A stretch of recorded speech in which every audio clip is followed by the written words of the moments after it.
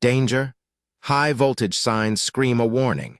The risk of electrocution is severe, an ultimate deterrent.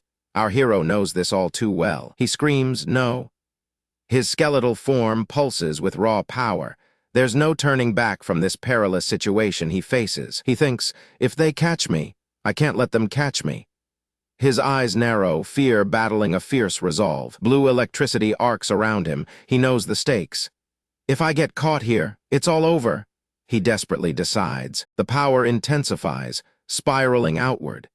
He is pushed to the edge, making a terrifying choice to escape this dire threat. He is ready to embrace oblivion rather than capture. His will hardens, determined to choose his own fate. A blinding flash of blue energy engulfs him entirely. His body surges with incredible, self-destructive power right now. He cries out, "I'd rather die." The electric current rages, consuming his very being, a desperate sacrifice. His body crackles, an explosion of force ripping through the air.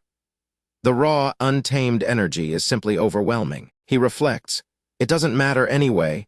Inside my body, I have the heart of resurrection," he reveals. His skeletal form stands, unyielding.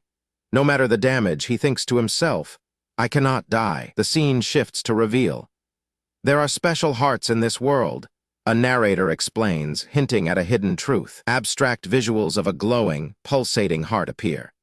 These are no ordinary organs, but rare, powerful anomalies existing. This power is a rare mutation that occurs in only a handful of people. The narration clarifies now. He stands amidst overgrown roots and vines. Depending on the mutated heart they possess, the voice continues telling us, they can draw out extraordinary abilities, we hear. His power is a double-edged sword, bringing both gifts and curses. His appearance is striking, an unearthly being. People call them heart mutants. The narration reveals, sharing a name. The world around him reflects chaos and neglect. People admire those powers, we hear, hinting at a dangerous admiration. They call it a blessing from God, the voice states. He finds this ironic, as his life is far from blessed. He looks into a discarded trash can, a grim reflection. "My heart is the reason I ended up like this," he muses. Hunger gnaws at him relentlessly. "Right now, I just need to find something to eat," he thinks, desperately searching. His stomach growls, agony twisting inside. "I'm so hungry I feel like I'm going insane." He confesses now. He spots discarded bread by a dumpster. That bread was just thrown out. He observes, a glimmer of hope. It might be old, but to him, it's a feast. It doesn't even smell that bad. He thinks, hunger overriding concern. A stray dog looks up at him with curious eyes. He notices the animal, a moment of shared hardship. He asks the dog gently, "HM, what are you hungry to? Want some?" A rare kindness from him. The dog tentatively approaches him. He extends an invitation. "Come here," a soft plea in the harsh surroundings. He sits, sharing the bread with the dog. Suddenly, he hears a distant sound, making him wary instantly. Just a second. "Over here," he murmurs, his senses on high alert. He listens, trying to identify the source. "Where are you? Running off to?" He wonders, recognizing the approaching footsteps. His guard immediately goes up. He fears the worst. That sound, don't tell me the lab sent someone. The possibility fills him with renewed dread. A group of delinquents confronts a young girl. "I just said let's have some fun together," one snarls. "Why are you playing hard to get?" The punk continues, cornering the girl. He realizes it's not the lab. He sighs in a mix of relief and annoyance. "Guess not. Just some local punks." He observes them. The girl protests nervously. I'm in high school," hoping her age might deter them from their actions. The punks scoff. "If you're in high school, you should know better, Tilda." They clearly have no respect, showing their true colors. He watches the scene unfold, growing agitated. What a drag. So annoying, he thinks, irritation flashing through him. The punks notice a bag. Dog food? Their attention shifts, a new target in their petty harassment. Did she come to feed the dogs? Hey. One asks, a sneer on his face. The situation escalates swiftly now. Our hero intervenes, stepping forward calmly. "That's enough," he states, his voice carrying an unexpected authority in this place. The punks are confused by his sudden appearance. What the hell is this guy, some kind of homeless freak? They question. He corrects them, his voice firm. I'm not homeless, though. His gaze is unwavering, challenging their presumption now. With a swift, brutal strike, he shatters one punk's arm. The sound of bone cracking echoes, a sickening snap. The punk screams in agony. Huh, wah. He collapses, clutching his broken limb, utterly terrified by this man. Our hero stands over the groveling punk. Shut up and get lost, he commands, his voice cold and menacing. The remaining punks shriek in terror, scrambling to flee. Kaya ya ah.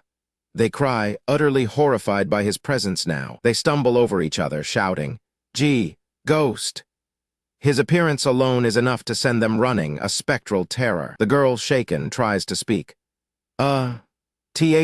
Thank yo. She attempts to express gratitude, but something catches her eye. She sees his skeletal face up close, unmasked.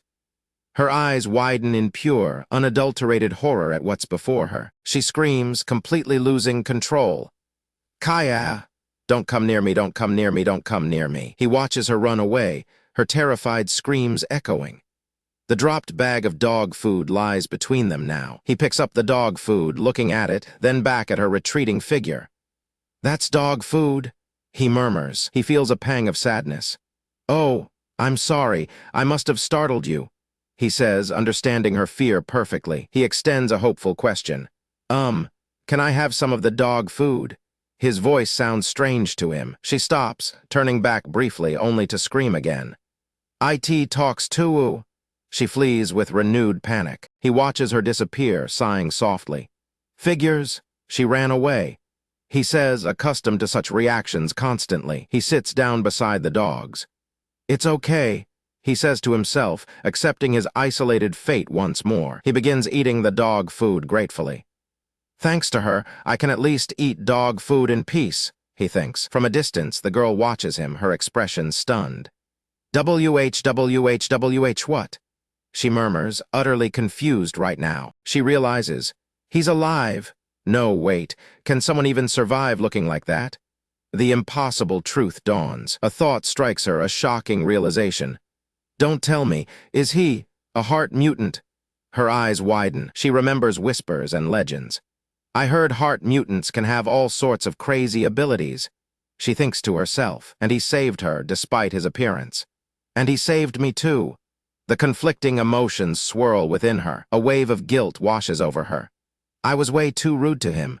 She regrets, feeling ashamed by her fear. She approaches him again, hesitantly.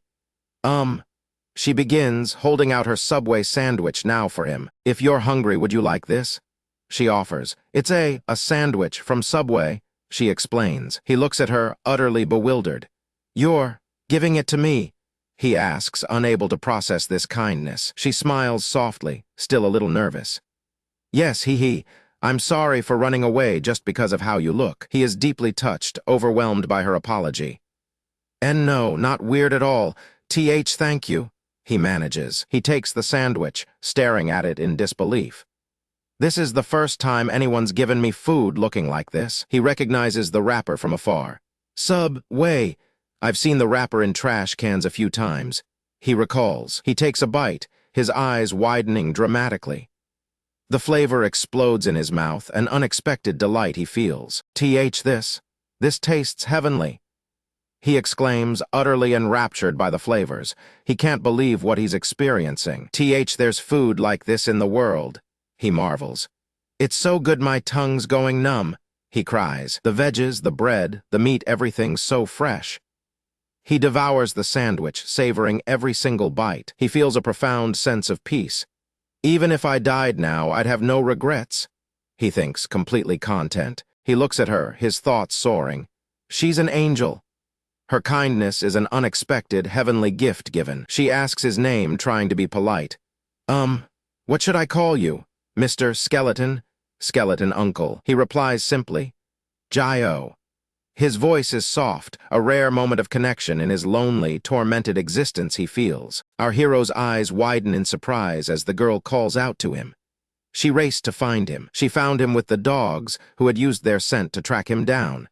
She searched all day. He sees the girl standing over him, her relief evident. He truly ran around forever looking for her. Our hero, feeling guilty, apologizes for the trouble. He's ashamed of his current state. The girl's expression softens as she reassures him. She warns him of the dangers outside, but she is glad. He looks away, worried about being a burden. He fears causing her more trouble and danger. The girl's voice is gentle as she repeats her happiness. She's simply glad they found him anyway. He then sees the small dog, who nudges him affectionately. Even this little guy was worried about him. The girl declares her first priority, getting him something to eat. She has brought many things. She presents a huge array of convenience store snacks and food. He stares at the spread in wonder. She reminds him how little he ate yesterday. He couldn't eat properly, having only a sandwich. She gestures to the abundance of food, explaining she bought a bunch of stuff from the store. The girl hands him a small box of treats. "Try this," she exclaims, her eyes twinkling brightly. He opens the box to reveal cookies, and the girl explains. "Cookies and milk," she announces happily. She leans in, whispering conspiratorially about the taste. "It tastes amazing if you eat them together, he." He takes a bite, eyes wide with disbelief and emotion. What is this?" he stammers, overwhelmed by flavor. He recalls the food from yesterday, which already felt incredibly good. This new taste transcends everything. He takes another bite, tears streaming down his face. "It tastes so good it makes me cry," he declares. His mind is blown by the flavors. "It's delicious," he shouts almost incoherently. "It's like my brain is melting." The girl laughs at his dramatic reaction. She suggests he try the cola too, as she's fine for now. He takes a sip of the cola, and then a jolt runs through his body.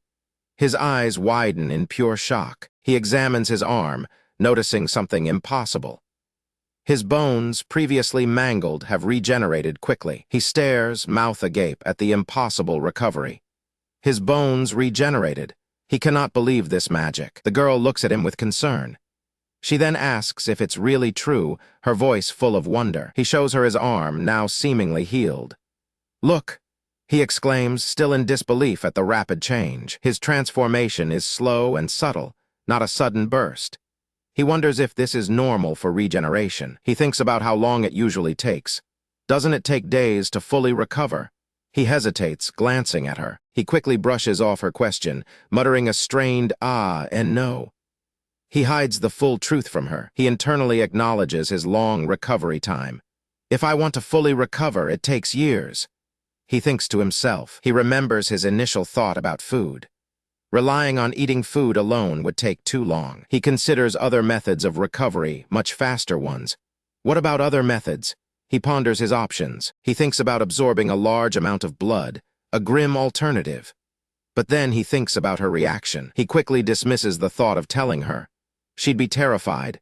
There's no need to upset her. He rationalizes his silence, claiming the method only works at the lab. For now, eating properly is enough. The girl then asks if the lab was where he healed before. Did they help him recover from injuries? He admits they kept him alive for their experiments. They needed him for their own twisted research. That's why they are still chasing him so persistently. They want to get their hands on him again. He reflects on his life of constant flight. No matter where he hides, they always find him. The girl's face shows dawning realization. "Don't tell me. The reason you left without saying anything was..." He confirms her fears, his face shadowed by worry. If she gets involved with him, she'll be in danger too. He tries to push her away for her own safety. "So you don't have to be nice to me anymore," he says. The girl, determined, shakes her head. "Let's go to the police station right now," she insists firmly. He quickly explains the futility of that idea. They'd treat him like a monster and almost get him shot. The girl looks at him, a slight smile forming.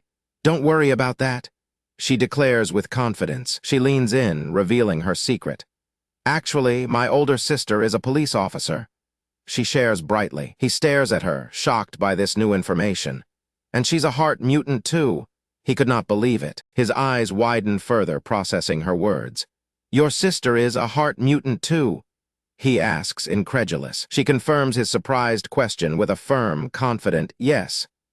She knows what she's doing. He looks at her, still processing everything.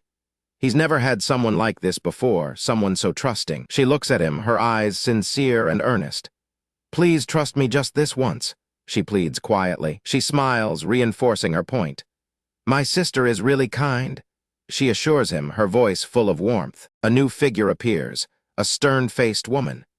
She informs them she'll head home early, telling them to have fun. He then says goodbye to the dogs, knowing they'll be safe. You have to be good, okay? He tells them. He explains the shelter will contact them soon. He's making sure they have a safe place to go. The largest dog, Potato, barks affectionately at him. The other dogs join in, saying their goodbyes. He pats Potato's head, entrusting the dogs to him. I'm relying on you again, he says softly. He thanks the loyal dog. Thanks, Potato. He looks at his paw, a gesture of quiet gratitude. He makes a solemn vow to himself and the dogs. This time, I won't run away like a coward. He promises to return. And I'll come back to see you again, he assures them, a hopeful glint in his eye. He reflects on his arduous past.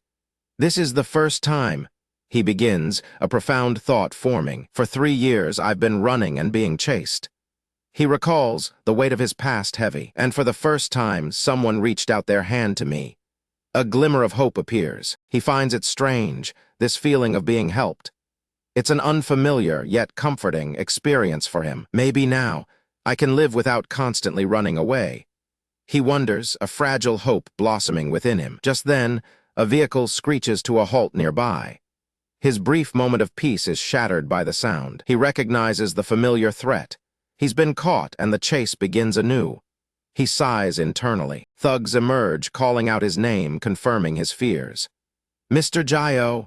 They shout, closing in quickly. They order their men to quickly grab the bastard before others show up. They want him before witnesses. He's quickly overwhelmed, pinned to the ground.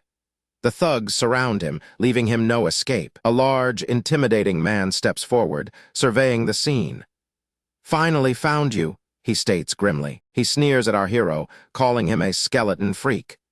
He clearly holds deep contempt for him. He issues a chilling order to his men. Take him, he commands, sealing our hero's fate. The leader adds a final, vicious command.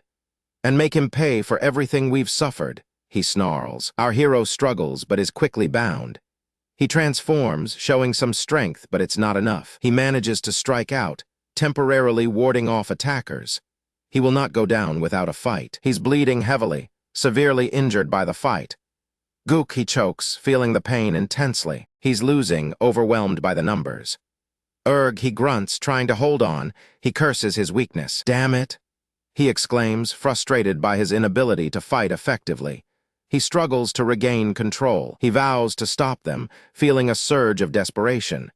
He has to stop them from taking him again. His body is mangled, covered in blood and cuts. He transforms further, fighting with all his might. He knows his current state is his fault. Because of me, he shouts, blaming himself for this mess. Because of me. He repeats, his voice filled with anguish. He can't forgive himself for his weakness. He realizes they've taken the girl too. They dragged Hyaji away too.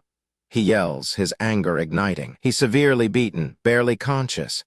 His blood splatters on the ground, a testament to his struggle. Gook. He gasps, his body failing him. He's lying in a pool of his own blood, defeated for now. He despairs at his own limited power. With this garbage ability, he laments, feeling utterly helpless. I can't do anything. He whispers, the realization crushing him. He's completely powerless against them. The scene opens on a quiet building, but inside, a girl finds herself in a terrifying situation, held captive. Her eyes widen in fear and confusion. She demands to know who these men are, her voice trembling. Our captive wakes, disoriented. She's in a dark, unfamiliar place, realizing she's trapped and disoriented. A gruff voice snarls at her, gripping her neck. She then notices a chilling sight, multiple human corpses. The terrifying reality sinks in. These are human corpses? She gasps, her fear turning to absolute horror. The man holding her tight mocks her. Damn, you're loud as hell for such a little runt, he sneers. He questions her defiance, asking if she has multiple lives. You got more than one life or something. Another man points to a photo, revealing a skeleton. He blames the skeleton for her predicament, calling it a freak. He warns her, so if you don't want to die, shut your mouth and stay quiet. His tone menacing, to emphasize their ruthlessness. He adds that nobody gives a damn if people die around here. Suddenly, a phone rings. A different thug answers, his expression shifting from calm to confusion quickly. The boss demands answers about the skeleton bastard. He's visibly frustrated by the call's content. The man on the phone mentions a dog, confusing everyone. Then, an even more shocking revelation follows. He reports that the skeleton turned into a person. This news clearly changes the entire dynamic of the situation. The boss is enraged. "What the hell are you saying?" He roars, demanding a clearer explanation immediately. The captive girl, overhearing, is utterly perplexed.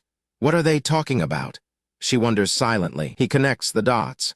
The dogs came to help and let the skeleton get away. The realization infuriates him. "You brainless piece of sh*T. He explodes, slamming his fist down. The lost value of the skeleton enrages him. He continues his furious tirade. "Do you even know how much that bastard was worth?" He bellows. He delivers a chilling ultimatum. "If you don't bring him back, your brains are the ones getting blown out." Turning to the captive, the boss demands, "Hey, you know where that skeleton bastard ran off to, right?" He grabs her neck, escalating the intimidation. "Spill everything you know now." He shouts directly into her face. His greed fuels his rage. "Do you have any idea how much he was worth?"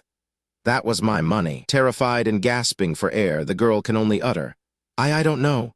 Her fear is palpable. He scoffs, "Of course you don't," and then makes a gruesome threat about adding more breathing holes. Desperate, she whispers a fragmented detail. "He said he was being chased." She laments her foolishness. As the tension peaks, a new figure appears in the doorway, a young boy, casting a long shadow. The captive girl looks up, her eyes wide with shock. "What am I supposed to do?" she wonders, bewildered. The thugs in the room are momentarily stunned, their focus shifting from the girl to the unexpected newcomer. "What's with that kid?"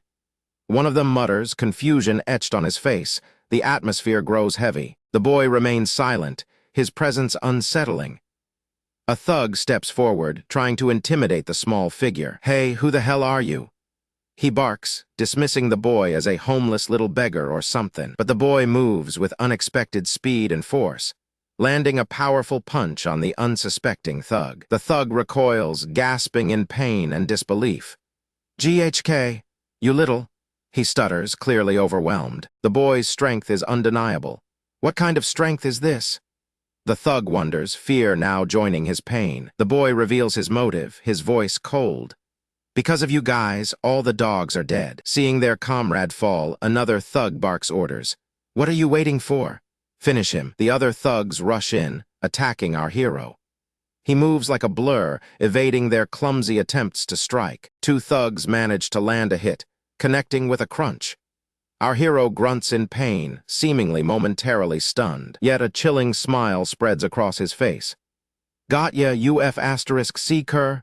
He sneers, surprising his attackers completely. He retaliates with a devastating counterattack, sending one thug flying with a single, brutal blow. Our hero stands amidst the fallen thugs, bloodied but unyielding. His eyes hold a fierce, determined gaze. The captive girl, witnessing this brutal display, is utterly speechless.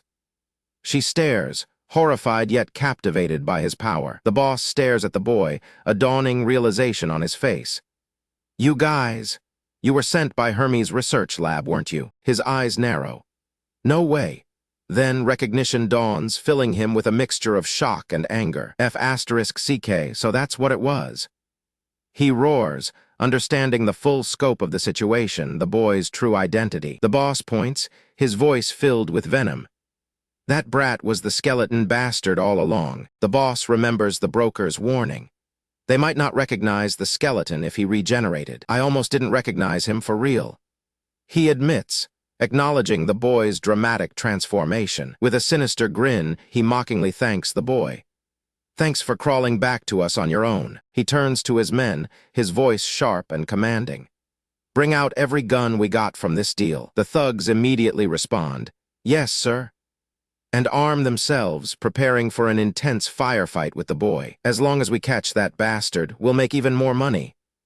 The boss shouts, driven by greed. He gives the order, "Don't hold back, fire." The thugs unleash a volley of bullets at the boy, shoot him so he can't even regenerate. The boss yells, desperate to destroy the boy's unique ability. Bullets rip into the boy's body, tearing through him. "Don't stop, keep firing," the boss relentlessly commands. Despite the overwhelming gunfire, the boy remains on his feet. He feels the immense pain, but doesn't fall. It hurts. He thinks, his flesh tearing apart, bones shattering, the bullets shredding his regenerating form. "Even my lungs must be ripped. I can barely breathe." He narrates internally, enduring unimaginable torment. The captive girl, witnessing the horror, screams, "Please stop." Her voice filled with anguish and desperation. The boss, unmoved, scoffs, "You worthless piece of sh*T." He shows no mercy, just cold, hard contempt. Finally, after a barrage of bullets, the boy drops to the ground. "Finally dropped," the boss states. The girl watches, tears streaming down her face. Her heart pounds with despair, a rapid, frantic rhythm. Suddenly, dark energy and blood begin to swirl around the fallen boy, radiating an ominous power. His eyes snap open, glowing with a renewed, fierce intensity.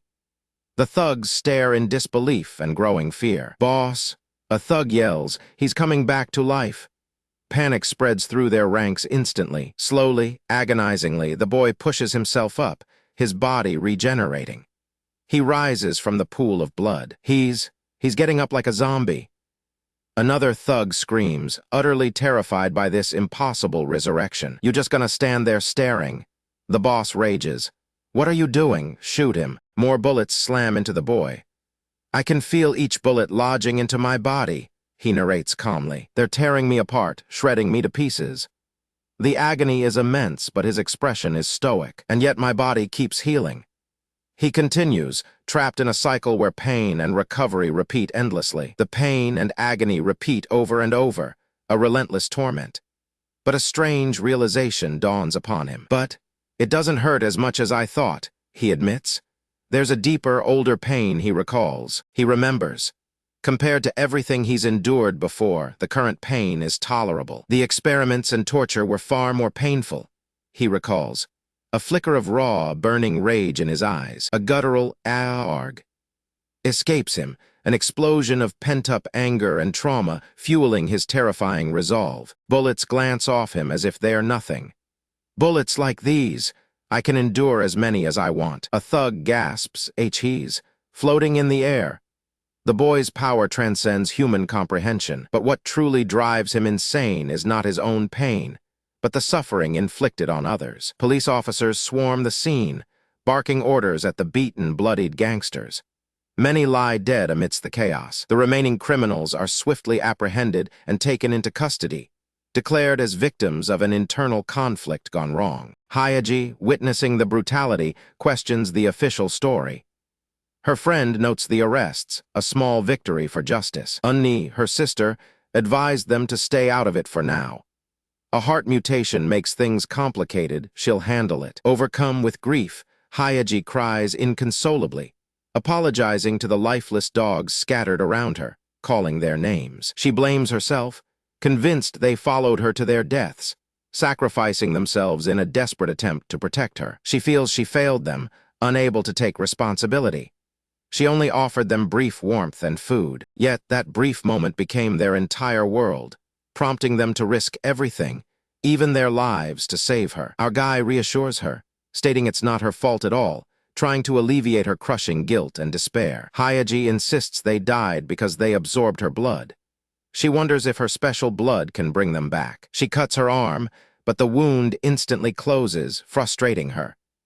Her rapid regeneration feels useless now. Our guy urges her to stop, explaining the dogs would be even sadder watching her harm herself in grief. Hyaji asks if they'd resent her instead, but he counters, asking if she truly comprehends their deep affection. He reveals they were wary of people, bearing scars from past abuse. Yet they grew to truly love her. Hyaji confirms this truth, deeply touched by their unwavering loyalty despite their painful memories of humans. She admits she had no idea about their past, only perceiving them as gentle dogs, unaware of their suffering. He explains they sensed a similar struggle within her, approaching without hesitation, A profound, unspoken connection. Hyaji thanks him for his comfort. Suddenly, a faint whimpering sound breaks the silence, drawing their attention. A small puppy emerges, its cries echoing, a tiny survivor. Our guy recognizes it as Potato's pup. He expresses immense relief at seeing it alive, having worried about its fate amidst the surrounding chaos. The puppy then turns its gaze towards Hyaji, its innocent eyes fixed intently on her. A silent question. Hyaji asks if it hates her, burdened by the thought of causing its friends and mother's deaths. The puppy licks her face. Hyaji marvels at the tiny creature. The exhausted puppy soon falls asleep, nestled comfortably in her arms. Our guy believes the puppy truly likes her. Hyaji wonders what they should do, unwilling to abandon it. She considers taking it home, then remembers him and the lab. He notes the scientists weren't ordinary bad people. Hyaji calls Unni for advice.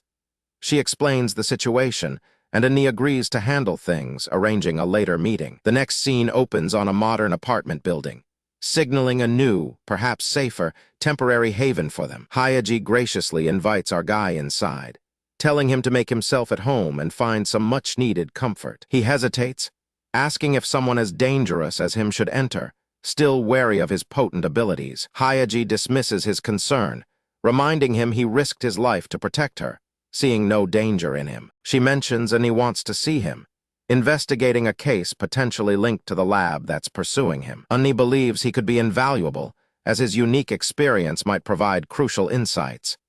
He agrees to enter. Suddenly he gasps in shock, touching his face. He has cheeks, a nose, even lips, his face regenerated. He explains his face never fully regenerated since childhood, so he was unaware. The lab made regeneration slow. He gazes at his reflection, finally seeing his true face for the first time, a moment of profound self-discovery. Hyaji remarks his story grows more shocking with every detail, deepening the mystery surrounding his past. Something has bothered her. With his face regenerated, he no longer seems like a mister to her. She asks his age, even roughly, seeking to understand.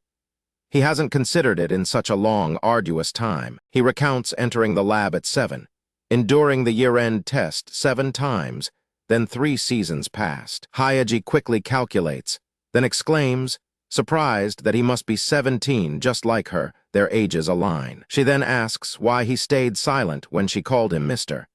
He admits he was happy being called a person. Hyaji tells him to call her by her name and speak casually from now on. He agrees readily. She instructs him to wash up, as they'll eat soon. He's awestruck by the house's comforts. He exclaims the simple soy sauce egg rice is delicious. She apologizes for her cooking, but he calls it the best meal ever. Unni suddenly had work, so she can't come today, probably just busy. Hyaji offers him to sleep there. He's surprised, then honored, but suggests he's fine on the floor. She insists he use the blanket. Hyaji says she has school homework and will be in her room. He should go to sleep first, and he thanks her. He marvels at modern TVs, the flowers, the house nothing like the lab. The sofa feels unbelievably soft. It's softer than any bed from the lab. Suddenly, he's startled by a whimper next to him. He sees the puppy, wide-eyed, and cries out, "Baby." His voice filled with relief and affection. He embraces the puppy, affectionately playing with it in the cozy, new environment, his worries briefly forgotten. Holding the pup in bed, he realizes it's warm, cozy, and soft. He loves it, believing the puppy likes it too. This newfound comfort, this shared warmth with the puppy, provides a precious, fleeting moment of peace. He ponders a name for Potato's pup, considering Fritter or Jongji, then decides on Fritter. He reflects that this warmth, this simple comfort, must be what people call happiness, a feeling he rarely knew. He enjoyed a delicious meal, then washed in warm water. Small comforts that feel immensely significant to him. He can even sleep somewhere this soft now. But then, a chilling thought. This peace can easily be taken away. He's plunged into a nightmare, back at the lab. Explosions rock the facility as chaos erupts around him. Soldiers scream orders to not let a single person escape. They are A-rank or higher heart mutants. Someone shouts to run, urging everyone toward the exit. The desperate flight for freedom begins violently. Explosions and gunfire tear through the air, creating a terrifying maelstrom of destruction and fear. A device crackles, radiating power. Fire erupts, engulfing soldiers as the fight intensifies dramatically. He transforms, freezing everything around him, creating ice shards that pierce through enemies. A voice shouts his name. Snap out of it. The voice commands, trying to pull him back from the brink of his own overwhelming power. His ice powers unleash a devastating assault, tearing through the remaining forces, clearing a path for escape. Someone urgently shouts that the exit isn't far, pressing them to hurry through the collapsing corridors. He responds, "Okay," continuing his relentless, icy assault as they desperately fight their way towards freedom. They barely manage to escape the lab, surviving the brutal onslaught. But then, they got separated in the end. He reflects that somewhere right now, others might still be suffering, caught in the endless torment of the lab. That's why he will never let this new peace, even this small happiness, be taken away from him again. If anyone dares to touch it, if anyone threatens this newfound solace, he will respond with full force. No matter who they are, he vows, he won't let them get away with it. His resolve hardens dramatically. Suddenly he shouts, eyes wide open, waking with a start from the vivid, terrifying, and prophetic nightmare. He bolts upright, calling out for Fritter, desperately searching for the puppy, his voice filled with frantic urgency. He runs through the house, then outside, still screaming Fritter's name, demanding to know where the puppy is. He runs, a frantic search, repeating the name, his hope for a peaceful life suddenly crumbling around him. He collapses, tears streaming down his face, the weight of his new reality crashing down with devastating force. "Fritter, where are you?" He cries out, his heart aching with a profound, unbearable sense of loss. His fragile vow of peace, made just moments ago, shattered completely in a single, devastating, heartbreaking day. Our hero prepares to leave for school, a new experience beckoning. His sister gives him instructions for the house. She reminds him she'll likely return in the evening, entrusting him with keeping the place safe until then. With a casual wave, she wishes him a good day. Our hero then mutters to himself about school, finding it interesting. As he turns to leave, his dog, Fritter, lets out a soft whine. Our hero pauses, sensing something is amiss. The small dog whines again, looking up at him with pleading eyes. He wonders what could be bothering Fritter right now. He checks Fritter over, confirming he isn't hurt. A thought sparks in his mind. Could the dog simply be bored? A smile touches his lips as he asks Fritter if he wants to go outside together. The dog's tail begins to wag. He realizes his dilemma. He has to attend school, but he can't leave Fritter alone when he's clearly upset. A quick walk could suffice, he muses. But then a darker worry surfaces, reminding him of past dangers they faced. What if those dangerous people target Fritter again while he's out? He shakes off the thought, deciding to be cautious. He reassures himself, convinced that his changed appearance means they won't recognize him now, providing a sense of relief. His sister's voice echoes in his mind, reminding him to always put a leash on the dog before taking him out. He finds the leash in the second drawer, just as she instructed. He's running late, but Fritter's safety comes first. He quickly attaches the leash to Fritter, eager to get their walk started. But the dog immediately begins to whine uncomfortably. Fritter struggles against the collar, seemingly trying to pull it off. Our hero wonders if he tied the leash too tightly. A cold dread washes over him. What if it hurts Fritter? He stares at the struggling dog, his own past resurfacing. Long ago, he too was bound by something similar. A device that surged with electricity, burning his entire body if he moved. He recalls the excruciating pain, the helpless feeling of being restrained. He promised himself he would never inflict such agony, but he has no choice now. Not if he wants to keep Fritter safe and avoid attracting unwanted attention from others nearby. He whispers an apology to Fritter. Then with a powerful surge, he breaks the leash in half, freeing the surprised dog. The sudden freedom causes Fritter to bolt, running off down the street in a flash. Our hero stares in utter disbelief. He screams Fritter's name, chasing after him with desperate speed. His only thought is to catch his beloved companion. He dashes through the streets, calling out for Fritter repeatedly. His heart pounds with fear, the dog's safety paramount. Images of potential accidents flash through his mind. Fritter getting hit by a car, or worse, captured by dangerous individuals. He made a promise last night to protect Fritter, and now, just one day later, he feels like he's failing. His frantic search leads him to an unfamiliar area. He pauses, looking around, then realizes he's arrived at a school. On the school field, amidst playing students, he spots a familiar small figure. Fritter is there. A wave of relief washes over him. He can't believe Fritter followed him all this way, perhaps drawn by his scent. He rushes forward, determined to retrieve the dog. A teacher nearby calls out, interrupting his chase, but our hero ignores him, his focus solely on Fritter. The teacher, surprised by his speed, asks if he's paying attention. But our hero is already on the move, closing the distance. He races across the green field, calling out Fritter's name. Students play happily around him, oblivious to his urgent quest. He observes the carefree atmosphere, the students enjoying themselves. So this is what a school is like, he thinks, a place of joy. But then he overhears snippets of conversation. Students are discussing heart mutants, trafficking, and huge bounties for their capture. One student claims it's just a rumor, while another describes a dark truth. Organizations specializing in mutant trafficking for profit, a reward of 1 billion won for an unregistered mutant. He realizes how ability users are perceived and treated in this world. He understands he must be careful, as he himself possesses abilities. He has to find Fritter and get out of here quickly. Just then he sees Fritter. "Found him," he exclaims, relief flooding his voice. The dog is unharmed near a group of girls. A group of girls, absorbed in filming a dance challenge, notice Fritter. "What's this?"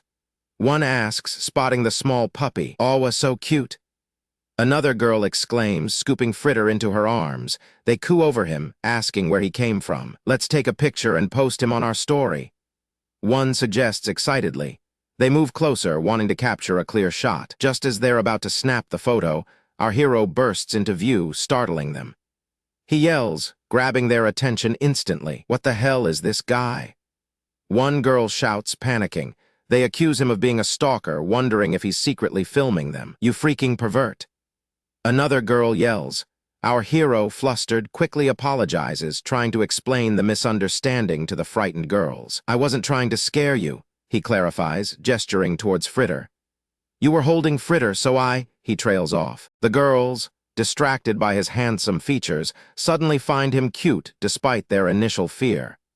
They begin to whisper excitedly, "Why is he so handsome?" One marvels. They note his gym uniform, deducing he's probably a freshman or a transfer student. "Am I being recorded on your phone?" he asks, still a bit confused by their sudden change in demeanor and the camera. The lead girl explains they're filming a TikTok, and bold as ever, asks if he wants to join them in the video. Her friend gently chides her, pointing out she just met him. But the lead girl retorts, "So what? He's cute." She insists they can just become friends now, confidently stating her intentions. She then demands his Instagram ID to tag him. Our hero hesitates, uncomfortable with being in a video. He tries to refuse, but she continues to press for his Instagram. The other girls are surprised. This is the first time their popular friend Minjeong has asked for someone's Instagram, but they quickly agree that with his face, it makes perfect sense. They urge him to hurry, mentioning Minjeong has over 100K followers. "Insta," he repeats, clearly unfamiliar with the platform. They excitedly explain that his followers would skyrocket if tagged by her. He tries to explain he doesn't have anything like that, but Minjeong thinks he's just playing hard to get, finding it cute. She insists he's going to give it anyway, stopping his attempts to hesitate. But he reiterates that he genuinely doesn't have an account. Minjeong, perplexed, dismisses his denial. She sighs, says she'll just take the sentiment of his supposed interest, and turns away. Her friends are in disbelief. Minjeong, the popular girl, just got rejected. They comment on his iron-walled defense. Minjeong fumes, annoyed by his refusal. She mutters that he's playing hard to get like crazy, completely misunderstanding the situation. Suddenly, our hero asserts himself. "This is my dog," he states firmly, pulling Fritter close. "I'll be taking him now." He apologizes to Fritter for almost losing him again, promising never to let go. He holds his dog protectively, looking resolute. As he turns to leave, a menacing figure in a red jersey, a large, muscular guy, observes him with growing irritation. Who the hell is that guy? The muscular student wonders, clearly displeased. His friends point out Minjeong, calling her his thing. The muscular guy, Tigu, glares, his friends continuing to tease him. He thinks our hero is trying to hit on Minjeong. "I've been watching since earlier," he grumbles, furious that someone is eyeing Minjeong right in front of him. "Don't know, a transfer?" One friend asks about our hero. Taegu, seething, decides to take action to assert his dominance. "Hey, check the ball," he tells his friend, who prepares to kick it with a smirk. Taegu aims for our hero. Another friend warns Taegu, reminding him he broke someone's nose with a ball last time. But Taegu dismisses the warning casually. "That ain't my problem," he states, kicking the ball with immense force directly at our hero. The ball whistles through the air. Our hero, caught off guard, sees the ball hurtling towards him. It strikes him with a powerful impact, sending him stumbling backward. The girls shriek in horror as our hero clutches his face. Blood begins to drip from his nose, shocking everyone present. The girls gasp, asking if he's okay, concerned by the blood. Taegu's friends nervously apologize, blaming an accidental flyaway. Our hero, wiping the blood from his nose, ignores their excuses. His gaze is fixed on Taegu, his eyes narrowed in silent fury. "My dog almost got hurt," he states, his voice calm but firm. He then looks directly at Taegu and demands an apology. Taegu bursts into laughter, mocking our hero's bleeding nose and his audacity. He finds the situation highly amusing and continues to taunt. His friends are shocked by Taegu's callousness, realizing Minjeong is watching this entire scene unfold before her very eyes. The girls confirm he took a direct hit, reminding Taegu that someone broke their nose earlier. They urge our hero to see the nurse. "I'm fine," he replies, unwavering. His priority remains Fritter's safety. He warns them to be careful next time, his resolve firm. Taegu scoffs, calling his tough act ridiculous, especially while bleeding from both nostrils. He dismisses the dog's importance entirely. Yeah, sorry. Dogs are precious." Taegu sarcastically remarks. Our hero, having made his point, decides it's time to leave. "I'll get going now," he says, bidding farewell to the scene. He walks away with Fritter, leaving the stunned students behind him. Taegu's friend comments on our hero's resilience, thinking Taegu went easy on him. Taegu, seething, orders his friend to find out his class. Our hero, walking away with Fritter, reflects on his impromptu school visit. He considers it a fun experience, despite the confrontation. He found it interesting to meet kids his age, wondering if he would have made friends if he actually attended this school. As he ponders, Taegu suddenly appears beside him, calling him buddy. He apologizes for earlier, claiming they are now friends. Taegu offers to buy him bread as a gesture of apology, trying to appear friendly. Our hero is surprised by this. He accepts, thinking he's made a new friend. But Taegu's true intention is revealed, a coming punch to the face. Our hero walks forward, quiet as ever. Suddenly, a group of punks blocks his path, sneering threats. They look down on him, calling him weak. The red-haired leader of the group steps forward, his face contorted in anger. He grabs our hero by the collar, demanding to know what he's doing. He asks why he's acting all big.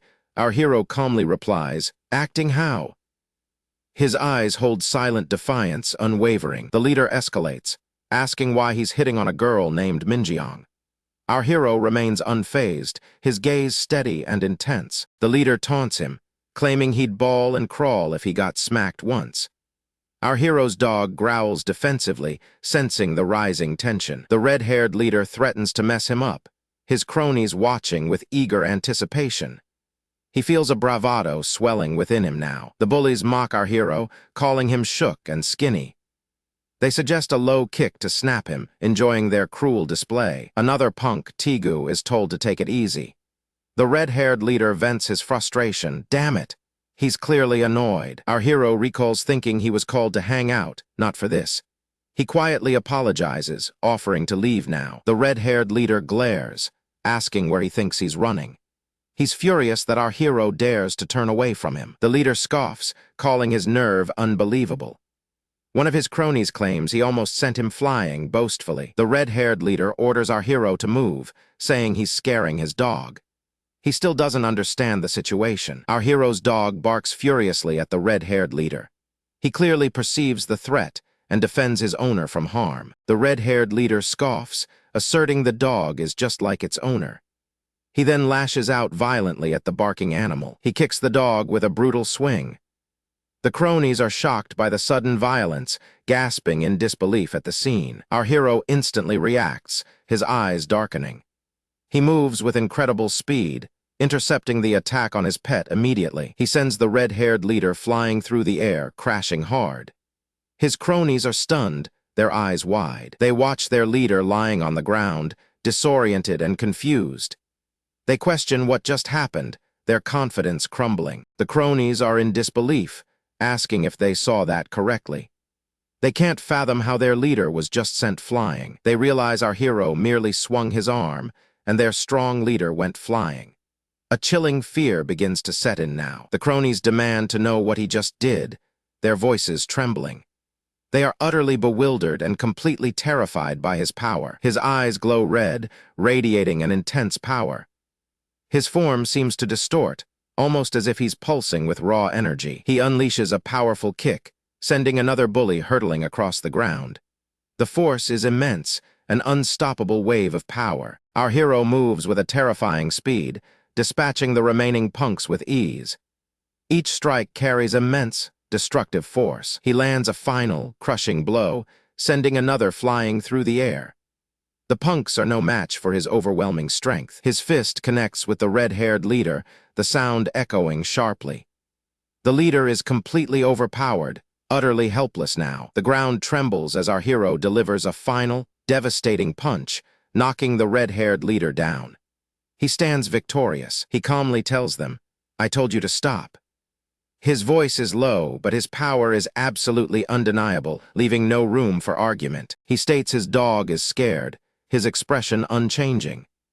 The red-haired leader cowers, completely terrified by this display of power. One of the cronies points, what? The wall. They are shocked to see a huge crack in the concrete surface. They call our hero a crazy monster bastard. Their fear is palpable as they witness the true extent of his strength. They exclaim, "That's impossible." They stare in horror at the massive crack in the wall, realizing the impossible truth. The red-haired leader mutters, "I'm screwed." He fears a fracture after just one hit, understanding the gravity of his mistake now. He panics, asking if he messed with the wrong guy. His bravado is completely shattered, replaced by genuine terror, a crushing fear. He grovels on the ground, repeatedly apologizing. His arrogant demeanor has vanished, replaced by complete submission and terror now. He promises he won't do it again, his voice trembling. He even claims the cronies were trying to hit the dog desperately. He quickly adds, his name's Poppy, and that they also have a dog at home. He tries to find common ground with our hero. He shows our hero a picture of his own dog, asking if it's cute. He's desperate for any sign of mercy or understanding now. The red-haired leader's cronies wonder if he's not so bad, seeing his dog. He then pleads, "Please, just this once." Our hero lets out a small sound, realizing he used up some strength. He suddenly feels hungry, remembering he hasn't eaten today. The red-haired leader notices our hero is suddenly hungry. He's baffled by this reaction in such a tense situation after the fight. He realizes, is that it? Our hero, without saying much, is subtly asking for food. He sees a crafty plan unfolding. The red-haired leader thinks, crafty little bastard. He sees our hero pretending to forgive them, yet subtly asking for a meal. Later, at the cafeteria, our hero is surrounded by a mountain of food. The bullies nervously watch him, still intimidated. Our hero happily exclaims, "Thanks, I'll enjoy this." The bullies awkwardly respond, "Why, yeah, enjoy?" Their fear is still evident. Our hero eats heartily, his dog at his side asking if it's good. His dog barks in agreement, enjoying the meal too. He finds a strawberry filling inside his bread, delighted. The bullies are still bewildered by his shift from fierce fighter to foodie. The red-haired leader wonders about this guy. He's crazy strong, but he acts like a total loser. He can't read him at all. He recalls our hero sending someone airborne with one punch. He ponders if he's a former boxer or athlete, trying to make sense. But even an athlete couldn't crack a wall like that. He's never seen anything like it in his life before now. He decides this calls for special measures. He pulls out his phone, making a call to someone important for assistance. He calls brother Yangxiao, his voice urgent. He needs help, feeling completely out of his depth against this strange person. Yangxiao, 20 years old, answers the call. He asks, "What's up?" His tone is nonchalant and dismissive now. The red-haired leader pleads, "Brother, could you help me just this once?" He sounds desperate and genuinely worried. He explains he's seriously screwed. Youngcheol jokingly asks if he got beat up by some random guy, finding it hilarious. Youngcheol dismisses him, saying he's not free for such trifles. He calls him an idiot, not taking the situation seriously yet. The red-haired leader insists he's seriously strong. He begs his brother to save his face just this last time. Youngcheol asks who it is, intrigued. He then hears his brother was beaten by a strong junior, a local punk. He scoffs, wondering how strong this junior could possibly be. He's bored anyway, deciding he'll swing by for a visit. He calls him a damn fool, but agrees to meet. He has something near the school anyway, so he tells him to bring him out. The red-haired leader is overjoyed. "Really? Thank you, brother." He believes his problem is solved now. Our hero eats quietly, observing the red-haired leader's conversation. He remains calm, his thoughts unreadable to others around him. The red-haired leader looks at our hero, thinking, "You're dead now, Keek." He feels confident with his brother coming soon. Our hero offers some bread to the red-haired leader. He feels bad eating alone, displaying an unexpected kindness and innocence. The red-haired leader, surprised, declines, telling him to eat as much as he wants. He's confused by this gesture. He even offers all the bread and drinks. He can't believe his luck, quickly accepting the generous offer of food. The red-haired leader wonders how someone like our hero can be so strong. He still grapples with understanding his power. He recalls our hero's fist was hurt when he punched the wall. He's confused why it seems perfectly fine now, healing so fast. He ponders our hero's insane strength that sends people flying. He also notes how fast his injuries heal, a strange combination. He remembers a legend about heart mutants. Depending on their heart's shape, they can use different, unique abilities now. He thinks, then, no way.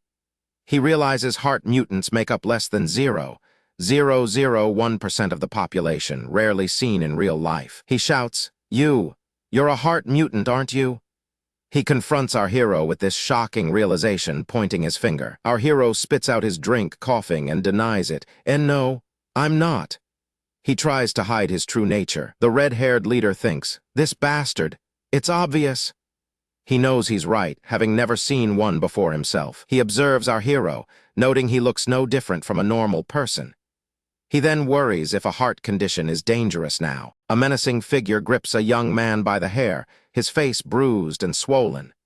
Tension fills the air. The older thug, towering and intimidating, demands to know the whereabouts of the mutant. His grip tightens. The young man, clearly terrified, struggles in his grasp. The situation looks dire, a life hanging in the balance. From a hidden vantage point, our hero observes the scene unfolding. His presence is unseen, his thoughts unreadable. The lead thug curses, tightening his grip on the young man's head. "Are you deaf?"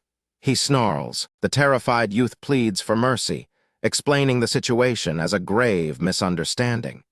He's clearly overwhelmed. The thug slams his head down, scoffing. His crew is here for a specific target, not for games. Desperate, the young man tries to convince him. He was with the mutant all day. There was nothing unusual. He insists the target is just a normal guy, no mutant powers or strange aura. He sounds confused. The young man recounts their time together, playing arcade games until the mutant collapsed from exhaustion. He's just a nerd. The young man cries out, trying to deflect the accusation with a desperate plea. The leader scratches his head, feigning politeness. "Sorry you came all the way out here," he mocks. He turns to his crew, questioning the information they received. "So you're saying there isn't one?" The young man quickly agrees, nodding emphatically. His fear is palpable, betraying his rushed confirmation. The leader grabs him, lifting him by his hair. "Tigu, are you upset I hit you?" He sneers. He slams the young man down. "When you lie, it shows," he states coldly, seeing through the facade. Leaning in close, the leader demands to know the real reason. "Why'd you suddenly change your story?" he presses. The young man's eyes dart nervously. "Not what you expected. Look scared." He mutters, trying to justify. "I'm telling you that thing isn't human." He insists, trying to sound convincing amidst his terror. He explains the dangers of mutants in their world. suggesting this extreme measure is for their safety. We need to go this far so things end clean for us too. He rationalizes, desperation lacing his voice. The leader scoffs, amusement in his eyes. Don't tell me, you were worried about your brothers. He laughs cruelly. You think we'd lose? That's cute as hell, you little punk, he mocks. The young man quickly denies it. And no, it's not like that. He stammers, shame washing over him. The leader's expression hardens. Ah, fuck it, he declares, signaling a shift in his approach now. He announces the price. 500. His tone is cold, practical, leaving no room for argument. I'm feeling generous, he says, offering to sell the mutant for that sum. It's a straightforward transaction. He's even arranged a broker specializing in such trades, ensuring a clean deal with no loose ends. The young man's eyes widen in horror. Isn't that human trafficking? He thinks, the realization dawning. He recalls news about heart mutant kidnappings, how governments or institutes supposedly buy them for research. Until now, he dismissed it as mere rumors, never imagining his brother involved in such depravity. A choked, desperate laugh escapes him. He's really nothing, please believe him, he stutters. The leader's rage explodes. You little shit! He roars, cutting off the young man's pathetic plea. He begins to savagely kick the young man, a brutal onslaught of blows. Each hit lands with sickening force. The young man coughs violently, blood splattering from his lips. I can't breathe, he gasps. The leader's patience snaps. You're getting on my nerves. He screams, utterly consumed by his frustration. He turns to his crew. What are you idiots doing? He barks. Beat him until he talks. The thugs immediately swarm the young man, delivering a flurry of punches and kicks. He cries out in pain. The brutal assault continues, each blow a testament to the leader's escalating fury. He's barely conscious. Amidst the brutal beating, the young man's desperate pleas echo. Stop it! He cries repeatedly. Suddenly, a new voice cuts through the chaos. Hey! A powerful figure bellows, commanding attention instantly. He confronts the leader of the first group. Who told you first years to bully your own friend? He challenges. Our hero stands silently beside this new leader, his gaze steady. The air thickens with unspoken tension. The first leader recoils in fear, clearly recognizing the authority of the newcomer. His demeanor completely shifts. Wanna die? The new leader warns, his voice laced with menace. The first leader instantly grovels. Sorry. He stammers, fear paralyzing him. He knows he severely overstepped his bounds. The new leader points towards our hero. Come here, he commands, his voice firm and unwavering now. The new leader calls out to the young man. Hey, Joe Tigu, he says, his voice authoritative. But it's our hero who replies, why yes. Confused by the name, the new leader points. It's your brother, Punk, he clarifies, indicating the unconscious young man. A wave of realization hits. Our hero is dragged towards the new leader, the situation rapidly escalating beyond his comprehension. The new leader turns to the young man, chastising him. If you're from our dojo, you shouldn't be beaten. The young man's inner thoughts surface. His brother was loyal, strong. He wanted to be like them. The new leader glares, a hint of disdain in his voice. Damn brat, he mutters, judging the scene. The young man's admiration was simple. Because he looked cool, he thinks, a naive desire for belonging. The new leader notes our hero's silence. He's not talking. What if he really doesn't know? He ponders. He dismisses the thought. Nah, fuck that. I've known this punk for years, he declares confidently. I can tell when he's lying at a glance. The new leader asserts, unwavering in his judgment of the situation. The new leader turns to the young man again. Tigu, he states, you've got loyalty, huh? That's cool. But his tone quickly shifts. Listen, selling him to a broker is no joke. He warns, a sinister edge. He hits the young man, who coughs up blood, highlighting the grim reality of their world. This is business. If you sell him alone, you'll get 200-300 at best. He calculates, revealing the mercenary nature of their trade. Once your body's broken, loyalty won't mean shit. He asserts, dismantling any noble illusions the young man holds. He gives a chilling order. Bring the chain. The implications are clear, the situation turning even darker. Didn't you say you wanted to live cool? He asks, twisting the young man's words against him. Earning big money without shame. That's the coolest way to live, he declares, a perverse philosophy of power. Let's both live cool lives. The new leader declares, as the brother is now being chained. The young man looks at his shackled brother, regret in his eyes. Brother, he whispers softly. His brother, beaten and bound, looks back. I'm sorry, but... The young man begins, his voice trembling. The new leader cuts him off, disdain in his voice. You're not cool at all right now, he states. Our hero is now fully chained, his body bruised. He looks at his own hands, a strange confusion. Ah, he gasps. What the hell am I saying? He thinks, questioning his own internal dialogue. He looks up, an unexpected realization dawning on his face. Oh, he murmurs, something shifting within him. The first leader gloats, seeing our hero chained. So that's how it is, you little fuck, he sneers. The young man desperately pleads. Brother, I'm sorry, I misspoke, he cries out in terror. Ignoring him, the leader directs his malice at our hero. Just die, asshole, he spits venomously. He brutally stomps on our hero's chained hand, a cruel act of dominance. A sickening crunch is heard. The camera focuses on the chains. Two thick iron links, crudely welded with rough, sharp edges. Our hero endures the stomp, then looks at the young man, his voice strained. Wounds from that last, he warns. He notices someone approaching, a flicker of surprise in his eyes. What the hell? He murmurs. A girl stands before him, her presence unexpected. I came looking for you, she declares simply. How did you? Our hero begins, bewildered by her sudden appearance. He wasn't expecting help. You weren't coming back. She replies, her voice tinged with concern. A new layer to the situation. Our hero stares, shocked by her words and appearance. The situation grows more complex now. The girl then warns him, run. They're brothers, I know. She seems conflicted, and then the shocking confession. Actually, I called them. She admits, her gaze fixed on him. I called them to beat you up, Jayo. She reveals, dropping a bombshell that changes everything now. She continues her confession. And I told them you were a heart mutant too, she admits, eyes downcast. Our hero asks simply, why? Trying to comprehend her betrayal, the pain evident. Because I was so pissed you beat me.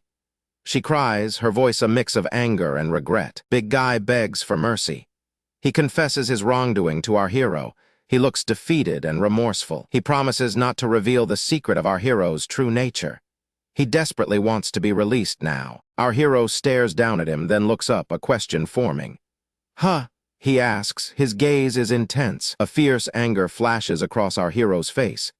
His eyes narrow, and his expression hardens significantly. A female voice screams furiously, demanding an apology. She calls the big guy a disgusting pig bastard. Our hero holds the big guy down.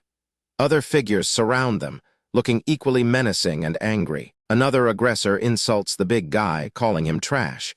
He's bloated and looks like a fat pig. He asks if the big guy truly believed it was muscle.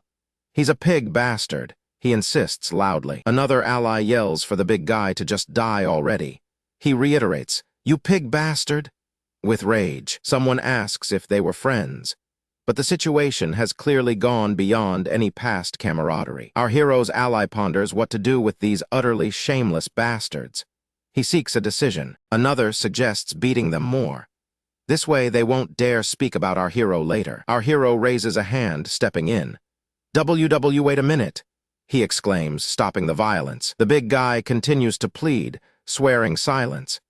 He desperately asks them not to involve the police. Two police officers calmly arrive. They ask the students to approach them for a moment. They identify themselves, stating they are from the Siadam police substation.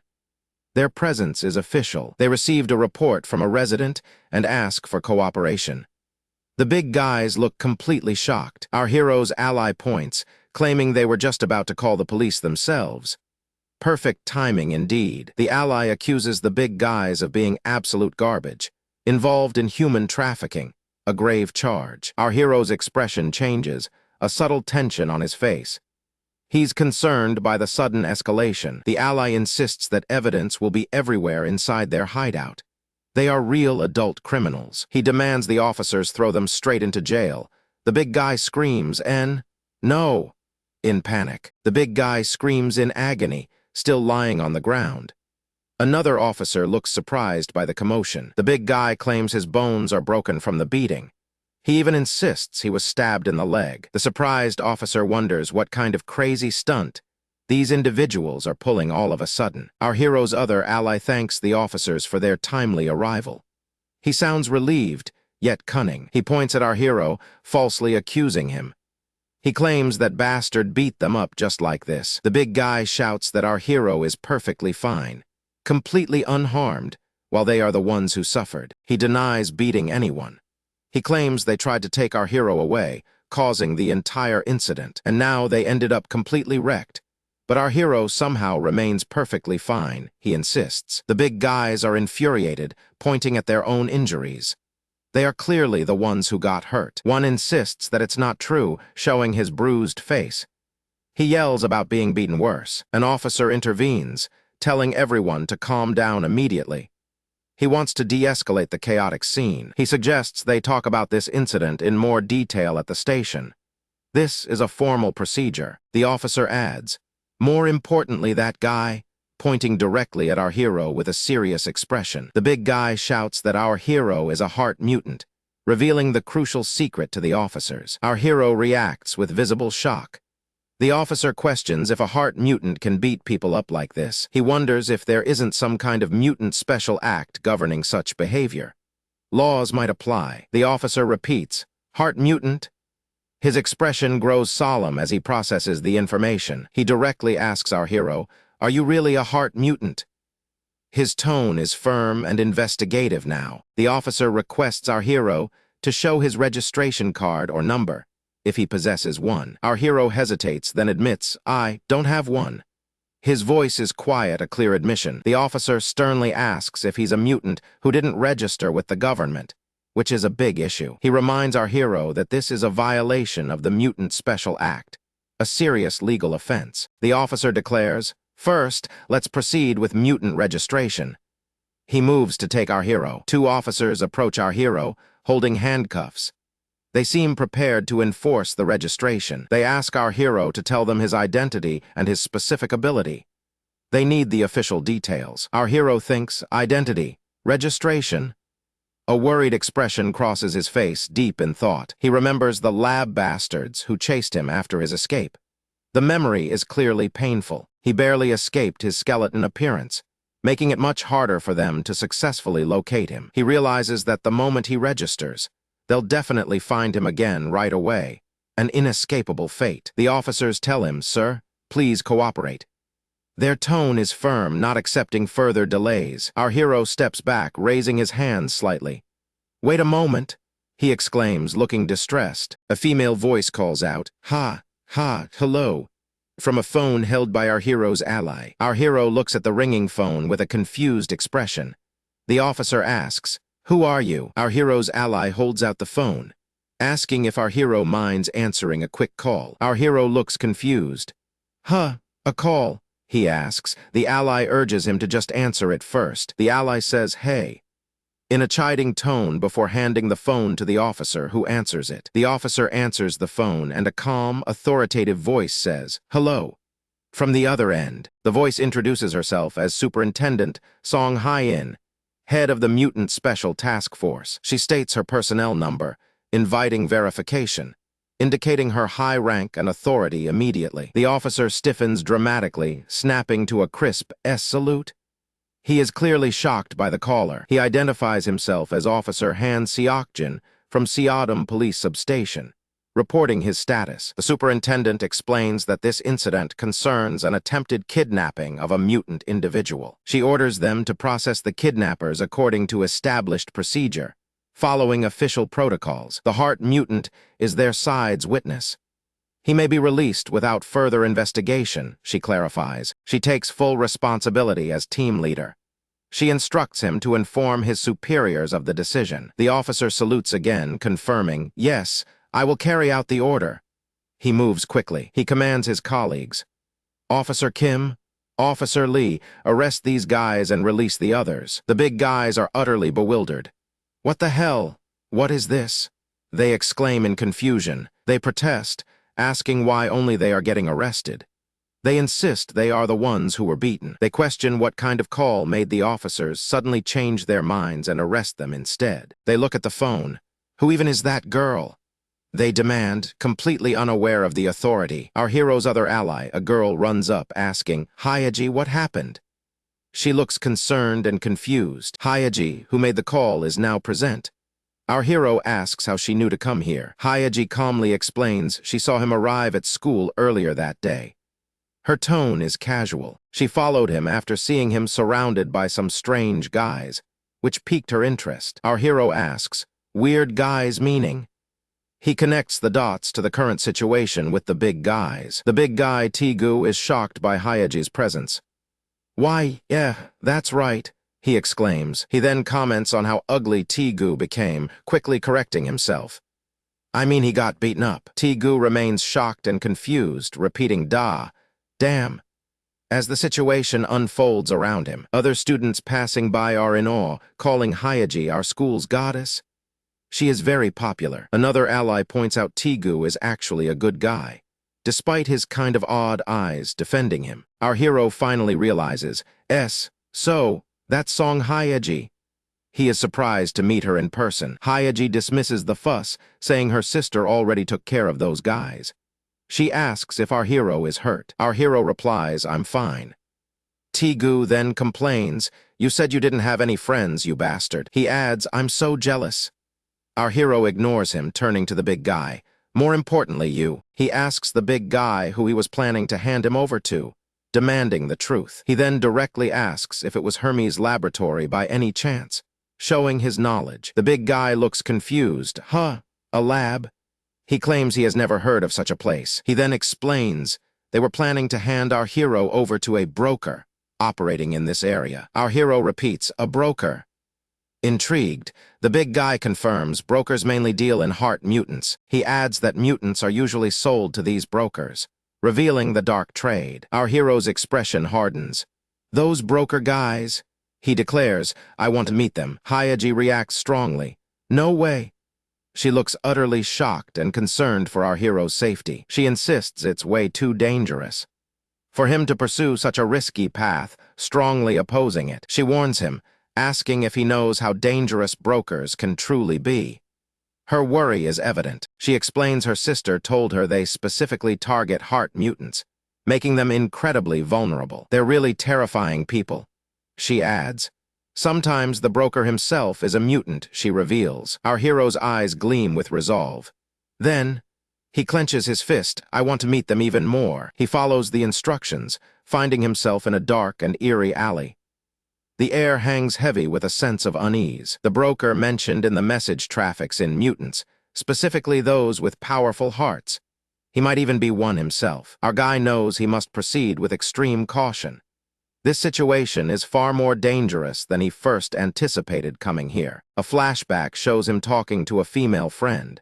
She expresses deep concern about meeting with such a shady character. He reassures her, saying he'll simply observe from a distance, just to gather information about his missing friends. But internally, he plans for a full confrontation.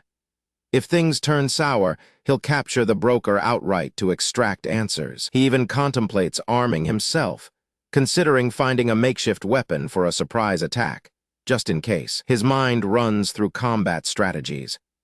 Against a mutant, the first step is always to identify their specific abilities. Suddenly, a blur of motion. A sharp pain rips through his shoulder as a blade slices deeply into his flesh. He spins, seeing his attacker. The figure taunts him, calling him a rat for snooping around so obviously. He quickly identifies the assailant. This is the broker, the person he came here to meet, the one he sought. Noticing the knife, he deduces the broker might just be a normal human, not a mutant with supernatural powers. This realization gives him an advantage. A regular person will be far easier to subdue and capture, he thinks. He decides to act swiftly and decisively. He won't allow the broker any time to react, moving in for the attack. He charges forward, but the broker moves with incredible, unnatural speed, a blur of motion slicing the air. The broker speaks, introducing himself as Lee Ki-won. Our guy freezes, recognizing the name with a jolt. He feels a deeper cut as he hears the familiar name. How does this broker, this criminal, know him? The broker attacks again, his movements too fast to follow. Our guy struggles, barely able to defend himself. He feels a searing pain. His body goes weak, unable to generate power. He realizes his tendons are severed. The blade's incredible sharpness and the broker's impossible swordsmanship defy all logic. This is beyond normal. Then an unexpected turn. The broker shouts, ordering unseen people to hurry and run, clearing a path for escape. Chaos erupts around them. Our guy watches, stunned by the sheer skill and unexpected command from the broker. He demands an answer from the broker, asking again how he knows his name, desperation in his voice. His mind reels, confirming the identity. It is truly Lee Ki-won, someone from his distant, painful past. The broker eyes him, surprised he can still stand after such severe injuries. He then questions his mutant status. Our guy yells his own name, Kim Jae-oh. The broker's eyes widen, recognizing him as Skeleton, an old nickname. They exchange confused glances, realizing they knew each other from the laboratory. Our guy reveals his full regeneration. He feels a surge of joy, finally reunited with a familiar face from his past, an unexpected connection in this dark world. But the broker attacks again, relentlessly. Our guy's happiness quickly turns to confusion and then pain. The broker observes his healing, acknowledging the regeneration is real, confirming Jae-oh's identity. Our guy, still regenerating, tries to show off his abilities, eager to prove himself to his old acquaintance. The broker's attacks continue, a whirlwind of strikes. Our guy keeps asking why he's doing this. He tries to block, to reason, but the broker just keeps coming, offering no explanation for his hostility. Our guy begs him to stop, asking directly, "Why are you attacking me like this after all this time?" The broker stops for a moment, his gaze hardening. He replies that our guy should know the answer already. Our guy struggles, the broker's speed overwhelming. He takes hit after hit, unable to keep up with the rapid cuts. He feels the steady drain of blood, realizing this can't go on. He needs to end this fight, subdue the attacker. He attempts a direct punch, a powerful blow aimed at stopping the assault. He must get close. The broker scoffs, mocking his attempt. "You think punches work against someone wielding a knife?" He sneers. Our guy knows the broker's skill with a sword is undeniable. He must adapt, find a new way to fight back. Then, a desperate move. His arm regenerates instantly, and he lunges, grabbing the sharp blade with his bare hand. The broker's eyes widen in disbelief.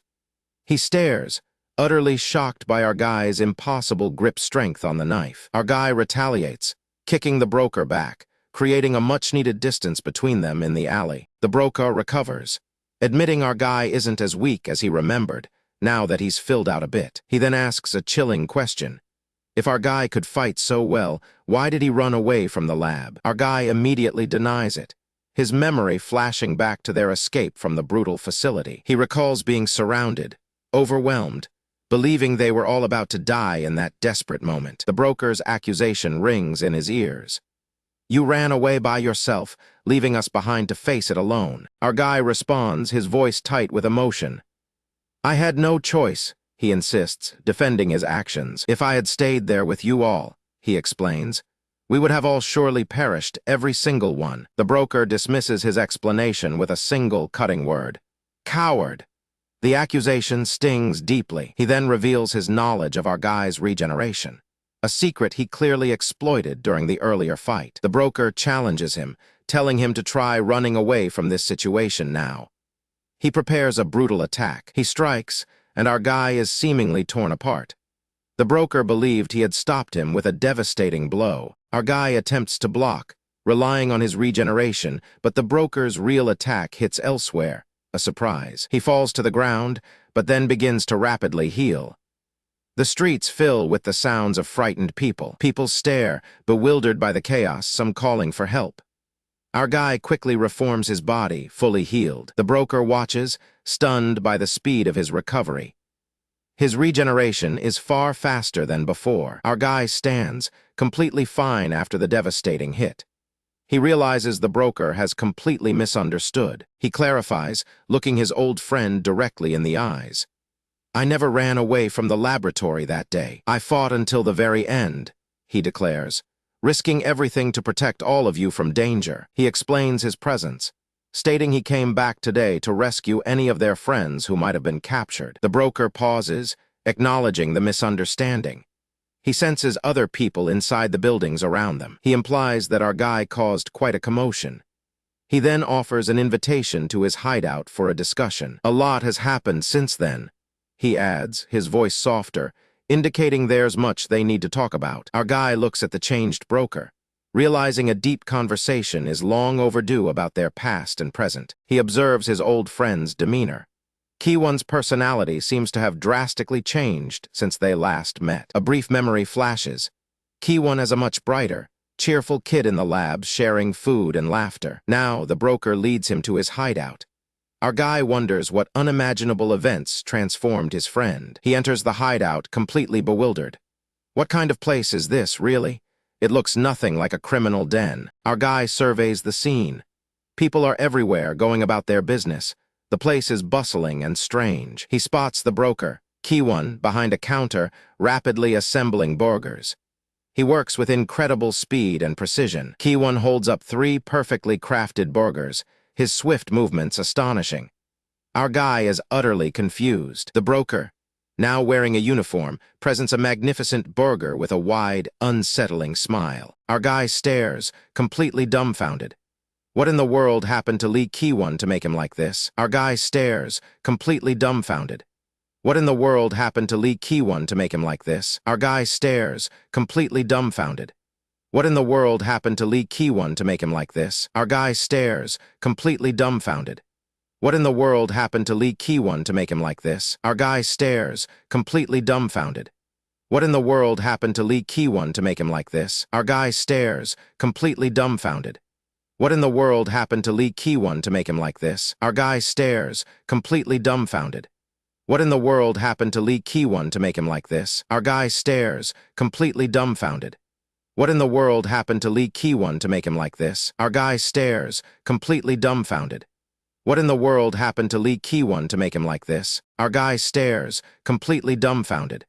What in the world happened to Lee Ki-won to make him like this? Delectable burger ingredients swirl in preparation, promising a mouth-watering experience for anyone who steps through these doors. A meticulously crafted burger arrives, held out by the waiter. It's a culinary masterpiece, gleaming under the bright lights. Customers eagerly reach out, anticipating a taste of this new creation. "Please enjoy our new burger," the waiter exclaims. Others murmur approval, captivated by the food. "Appa, you're so handsome." One girl gushes, eyes fixed on him. Another agrees, admiring the meal. "Oh my, that looks delicious, young man Tilda," she praises him warmly. He smiles, acknowledging their compliments. "Haha, thank you," he replies, his expression kind and polite. But our hero stands frozen, a shocked expression plastered across his face. He mouths, utterly stunned by this sight. He stares at the waiter, a chilling realization dawning on him. "This is Ki-won's hideout?" he whispers, his mind reeling. The W.C. Donald's restaurant stands brightly lit, a familiar facade. A sign welcomes customers, but a dark truth lurks beneath. Our hero rushes through the doors, a look of desperation on his face.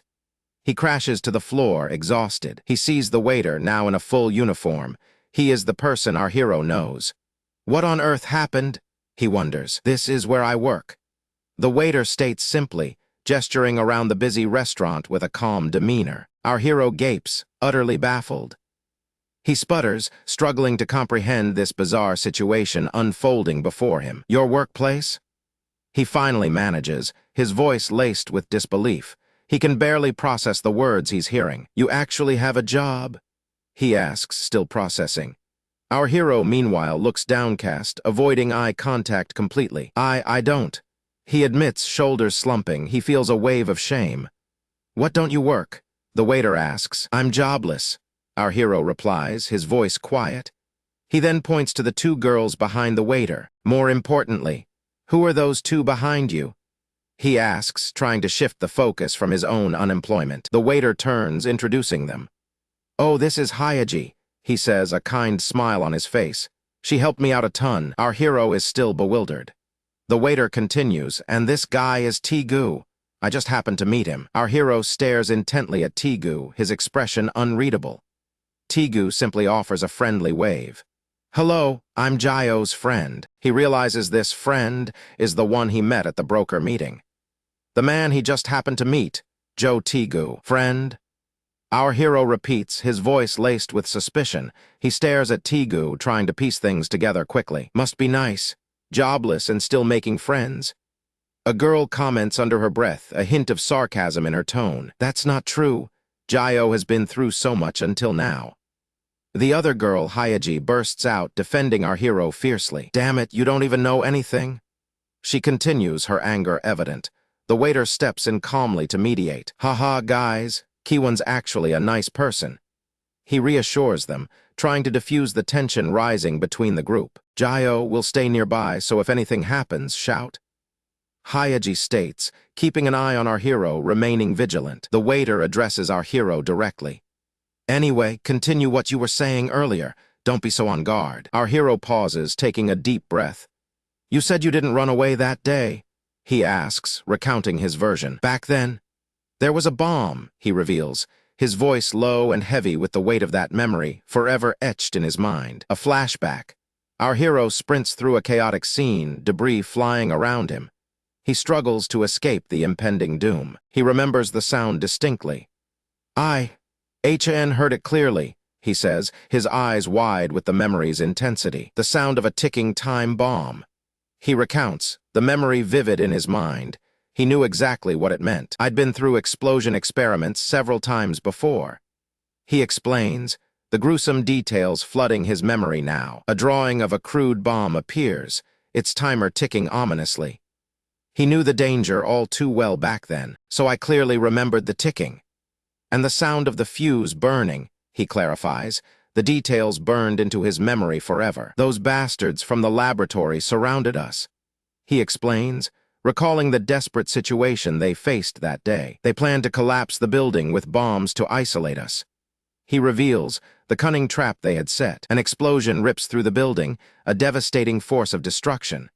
Fire and smoke billow everywhere, consuming everything whole. If it exploded like that, the stronger kids might have survived. He ponders, his voice tinged with the grim reality. He envisions bodies strewn across the ravaged landscape, the weaker ones unable to withstand the blast. A stark, brutal image, but I thought the weaker ones would die in greater numbers. He confesses, a heavy burden weighing on his conscience, so I grabbed as many bombs as I could carry in my arms. He recounts, his face grim with the harrowing memory. He then shows himself, overloaded with bombs, running frantically. Ha! He mutters, the effort evident in his form. He sprints away from the explosion, carrying the deadly cargo with him. And ran without thinking, he concludes his tale. The aftermath reveals a powerful explosion, consuming everything in its path. Our hero is tossed far away by the sheer force. After that, the explosion must have blasted me far away. He speculates, the impact leaving him utterly disoriented. He then depicts himself waking up in a remote forest. Because I woke up in a remote forest, he says. As soon as I woke up, I went back. But nobody was there, he recalls, the empty silence a crushing blow. He pauses, looking at the manager. So I believed you all managed to escape safely. He trails off, full of hope. The manager nods slowly, connecting the dots. A bomb, he murmurs, the revelation sinking in for him slowly. I do remember hearing an explosion from far away. The manager confesses, the distant sound now making perfect sense. He looks at our hero, a serious expression on his face. Are you saying you really carried the bombs away? He asks. Our hero confirms it directly. Yes, he says, his eyes unwavering. I could survive getting caught in the explosion. The manager leans back, skepticism etched on his face. Ha, you expect me to believe that? He challenges him. I know it's hard to believe, but it's true. Our hero insists, desperation creeping into his voice. He truly means it. There were too many bombs, and there wasn't time to explain.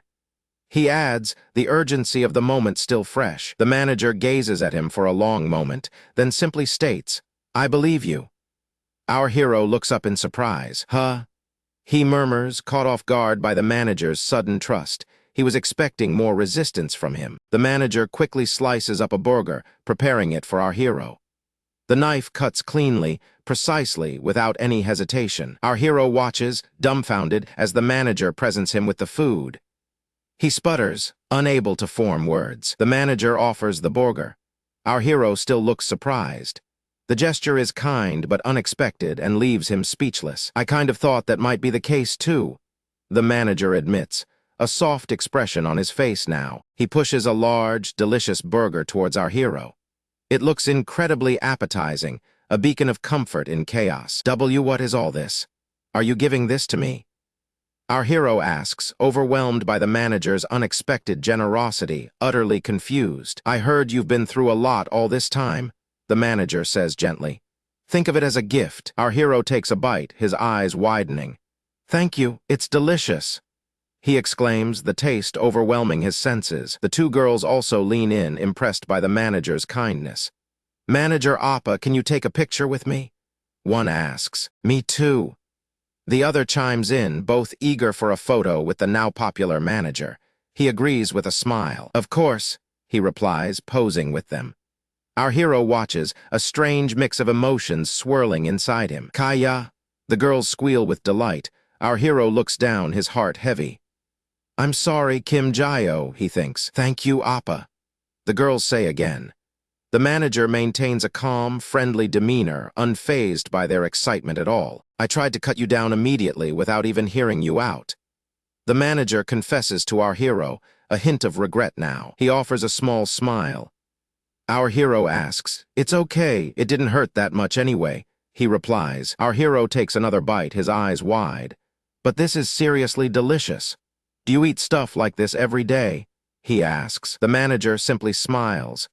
If you want more, you can eat as much as you like, he offers generously now. I'm jealous. The girl exclaims, watching our hero devour the food with gusto. The manager chuckles at her reaction too. I'm the store manager, the person in charge of the whole store, he proudly states, highlighting his true position here. That's really cool. You look like a completely normal person. Our hero says, genuinely surprised by this revelation now. The manager shrugs modestly. HMPH, this is nothing. He then turns to our hero, a new offer in mind for him. It's not a big deal. You could become a normal person too, he suggests kindly. Want me to get you a job here? Our hero's eyes widen again, this time with a mixture of shock and joy. Really? He exclaims, utterly thrilled by the offer. Using my authority, I can pay you 151 more than minimum wage. The manager states, sweetening the deal for our hero. Oh. One girl gasps, impressed. The other quickly whispers, say that quietly he can hear everything. Our hero holds up a hand.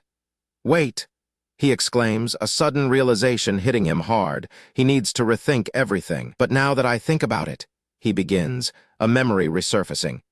He remembers seeing the manager before, somewhere else. Earlier I met you at the broker meeting place. Our hero reveals, his eyes narrowing now, filled with suspicion completely. He points directly at the manager. Why were you working as a broker? He demands, demanding a clear answer from him. We were captured by those bastards and experimented on in the laboratory. Our hero continues, his voice rising in anger. How can you possibly be doing that kind of work? He yells, his frustration and confusion boiling over now completely. Our hero points accusingly at the manager, his face contorted in rage. You bastard! He screams, betrayal evident in his voice. The manager remains calm. If you're actually a broker, it's an act, he clarifies, a subtle smirk playing on his lips. Huh? Our hero asks, completely taken aback by this unexpected twist. He can't quite grasp the meaning of this. The manager then explains, a knowing look in his eyes. I pretend to be a broker. The truth is now finally revealed. When I'm not working here, I act like a broker, he explains, clarifying his double life, revealing the full complex truth, and lure out the people who kidnap mutants and capture them. He concludes, revealing his true, dangerous mission here. The masked figure speaks, his voice cold and calculating. You promised if I captured him, I'd get the reward I wanted, he states. He presses for confirmation, a sinister energy radiating. Is that promise still valid? An eerie voice replies, of course. The masked figure's eyes narrow, a dark resolve setting. Then I'll hand him over tomorrow, he declares, sealing the hero's fate. Our hero, oblivious to danger, prepares a meal in his kitchen. He's calmly chopping carrots, deep in thought. He ponders aloud, a challenge weighing on him. How should I capture him? He considers the task ahead intently. His internal monologue reveals a chilling truth. He already has no suspicion toward me, he thinks, leveraging trust. Yet a significant problem arises. He's stronger than I expected. Our hero admits, recognizing a formidable opponent. His past encounters reveal a profound change.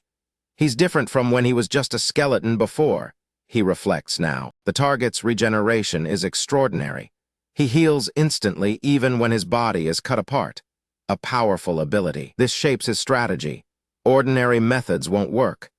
He needs a specialized, strategic capture plan. He seeks a particular environment. I should look for a place with a lot of iron. This detail is a critical clue. The sinister plan concludes in his mind. And after that, the lingering silence is filled with dark intentions. Back home, our hero's sister excitedly anticipates her meal. The delicious aroma of freshly cooked curry fills the air. "Curry," she exclaims, her face alight with pure joy. "Wow, curry!" Her enthusiasm is utterly infectious. She praises her brother, gratitude overflowing. "Appa, you're the best." Our hero smiles warmly at her. He explains his thoughtfulness, a caring gesture. "I made sure to add lots of potatoes since she likes them the most." His sister beams, ready to eat. "I love it, it's the best." She happily prepares to dig into the meal. He reassures her, showing his affection. "If there's anything else you want to eat, just tell me," he promises. "I'll cook it all for you," he finishes, gently patting her head. She responds with an enthusiastic, "Okay." She then invites him, her eyes hopeful. "Appa, let's eat together." But his expression clouds, a conflict showing. He delivers difficult news, tinged with regret. "I don't think I can today," he says, avoiding her gaze. He explains his departure, an unavoidable commitment. "I have somewhere I need to go today." His sister's face falls. She questions him, her disappointment clear.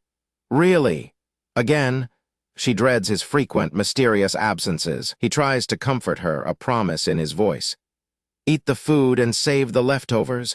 I'll definitely come back and eat them." He leaves his apartment, stepping into the evening. The city lights glow under the night sky, a familiar backdrop. Another character, a young woman, cleans up. She thinks he must be exhausted from his day's troubles. She decides to cook a special recovery meal. For fatigue, meat and fruit should be good, right? She considers. She creates unique braised short ribs with tangerines and strawberries. ChatGPT provided the perfect recipe. Impressed, she wonders if she's talented, contemplating cooking as a hobby. She beams at her creation. Her phone buzzes. It's a text from Unni, the masked figure. Unni says she'll be home late. The friend is annoyed by Unni's vague late-night plans. She decides to save some delicious food. Our hero's sister informs her that Unni won't be home until early morning. This confirms her absence. The friend observes our hero, relaxed and happy, playing with his dog. A rare, peaceful sight. He's joyful. "I really missed him," he declares, speaking of his friend. The friend notes his unusual tranquility. "It's the first time I've seen you look that relaxed," she comments. Flashback? Our hero as a skeleton, alone and vulnerable, missing an arm from an experiment. The masked figure, younger, approaches, feigning concern. "What the hell? Where did your arm go?" Skeleton recoils, embarrassed. "It's just a wound from the experiment. It hasn't healed yet." Masked figure dismisses it, calling it trivial. He then offers an upgrade to his friend. He attaches a sword to the skeleton's arm. How cool is this? The skeleton is utterly amazed. "An arm that's a sword. That's awesome," he exclaims, filled with childlike wonder. The young woman friend enters, scolding. "Hey, you're bullying him again, aren't you?" Masked figure defends. "I upgraded him to look cooler." He explains trust with a fist bump. Skeleton accepts the gesture, embracing the trust, admiring his cool friend. Present, friend reflects on the flashback, finding it so cool. Like real friends. Our hero fondly recalls, Kiwon was a really cool friend. He truly admired him. "I wanted to be like him, so I followed him around all the time," he confesses. The friend is confused. "I see."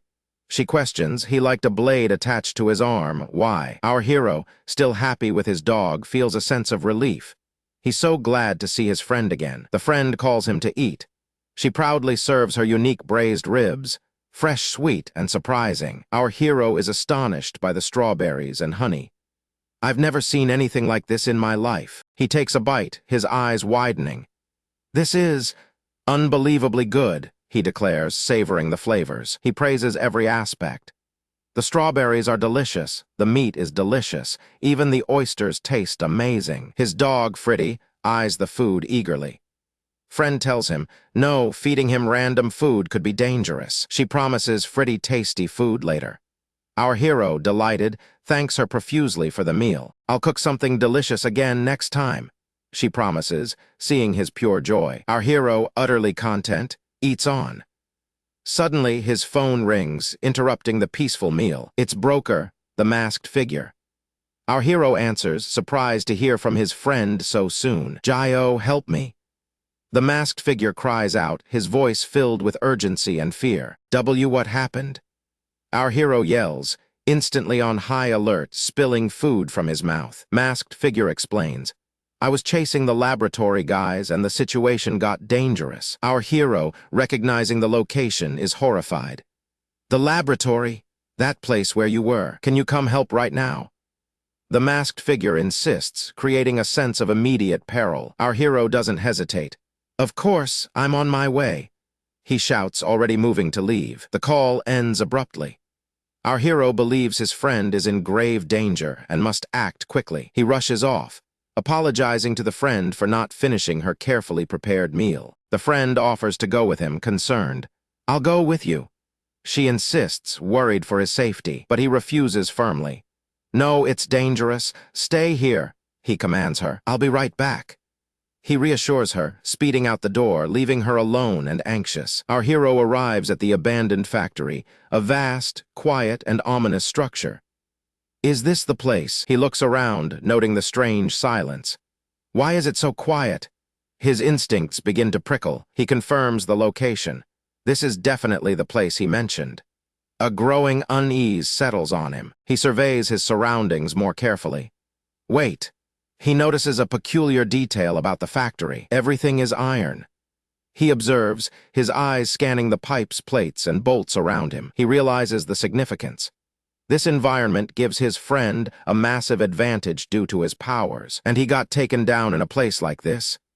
He questions, a cold realization dawning. That makes no sense. The pieces click into place, hinting at a profound betrayal. He realizes the trap. I need to stay alert. He thinks, knowing he can't get caught too. He imagines his friend, trembling in fear, captured somewhere. This image is a cruel deception. Suddenly, sharp blades shoot out from the iron surroundings, piercing him from all directions. He cries out in pain, shocked and impaled. Gook!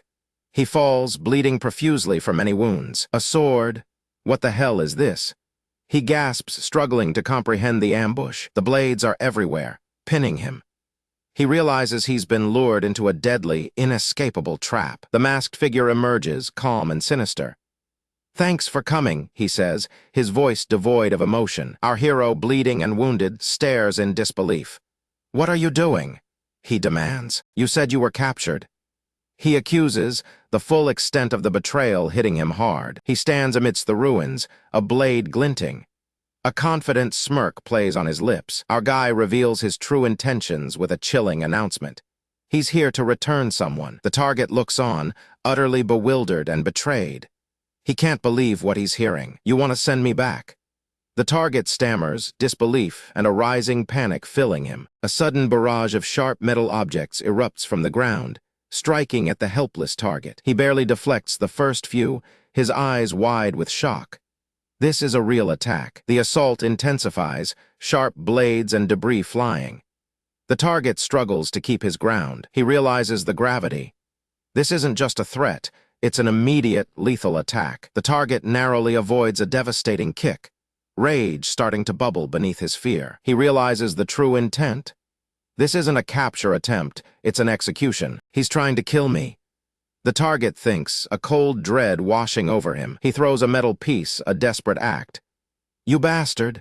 He screams, fury in his eyes. Our guy lands a brutal kick. Are you really trying to capture me? The target yells. He screams at his attacker to stop. Snap out of it. He pleads, desperate for an explanation. I don't understand what's happening. He shouts, demanding answers from his former friend. At least explain yourself. The target insists, dodging another blow, confusion warring with fear. Our guy coldly dismisses any need for explanation. No need, he states with chilling resolve. The ground erupts, trapping the target in a crushing grip of metal. He struggles fiercely. Just surrender, our guy commands, his voice devoid of emotion. The metal tightens its hold. A piercing shriek escapes the target as sharp metal shards impale his body. Blood splattering. One shard goes straight through his mouth. You bastard! He screams, a choked, bloody cry. Are you insane? The target shrieks, his voice raw with pain at this betrayal. He scrambles to escape, realizing the true implications. You're still with the laboratory, he shouts. That place is a criminal organization. He yells, hoping to shake some sense into his attacker. Debris rains down, forcing him to shield himself. Wake up! He screams, desperation mounting. You idiot! The target cries out, understanding that reasoning is futile against his friend. He is violently flung across the area by another powerful strike, barely able to stay conscious. Our guy watches, his expression cold and calculating, utterly unaffected by the target's pleas. Our guy narrows his eyes, a small TCH, escaping his lips. He's done with the theatrics. Talking won't work, he mutters, confirming the target's worst fears. Only force remains now. The target tries to flee, but metal spikes erupt from the ground, blocking his escape routes. Running away won't help. Our guy declares, closing in on his desperate, cornered opponent. Our guy raises his hand, metal twisting and rising, creating a deadly, inescapable maze. He surveys his work, a silent predator.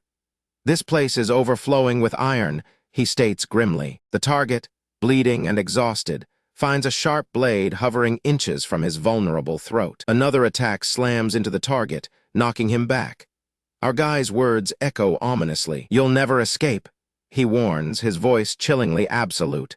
The target curses softly. Damn it!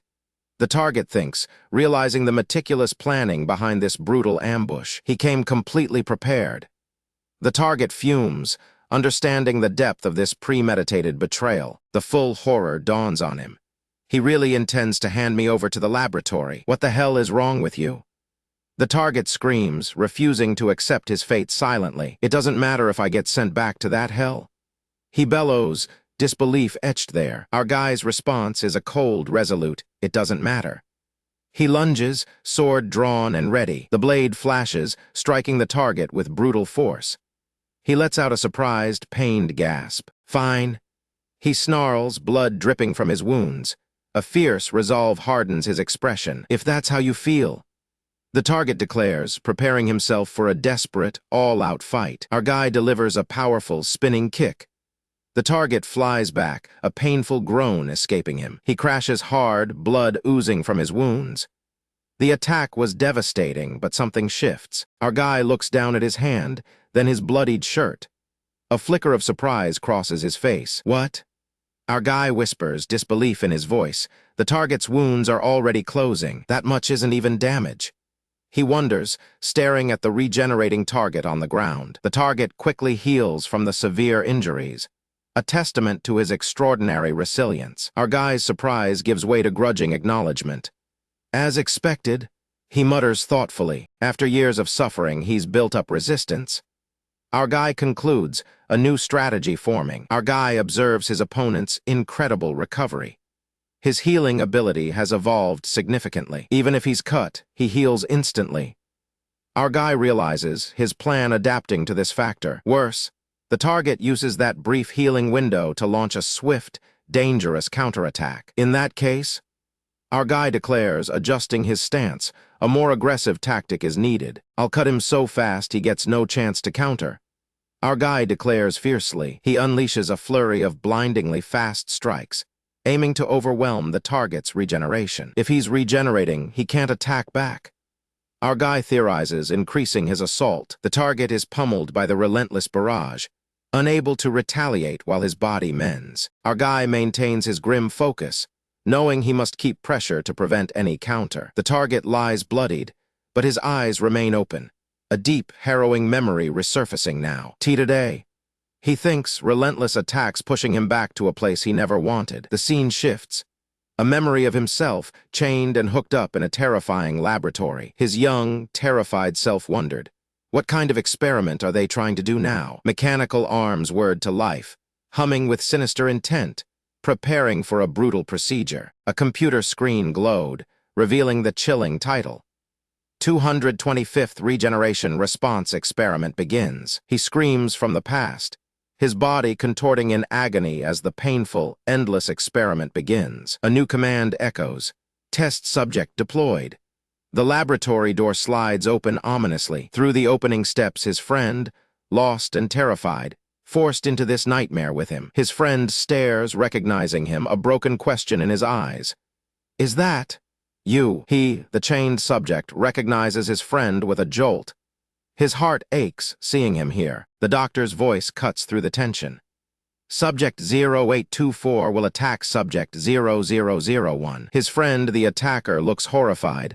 What? He whispers. You want me to attack him? You're telling me to cut him down right now. His friend protests, defiance in his voice. He, the chained one, looks down sadly, knowing what is expected. His friend still fights. Are you insane? His friend screams, rage boiling over. Screw that, I'm not doing it. You dragged me here just for this. His friend shouts, attempting to walk away, refusing. But then, electricity surges through his friend, forcing him to his knees in agony. Stop wasting time and just do it. The doctor commands. His friend is suffering greatly. He, the chained one, looks up at his friend. I'm fine. He reassures him, stopping the torture. Our hero's resolve hardens. Hyaji and Tigu are my friends, he declares, a defiant statement of loyalty. The enemy clutches his bleeding arm, injured and defiant. His face contorts in visible pain. Our hero's patience has run out.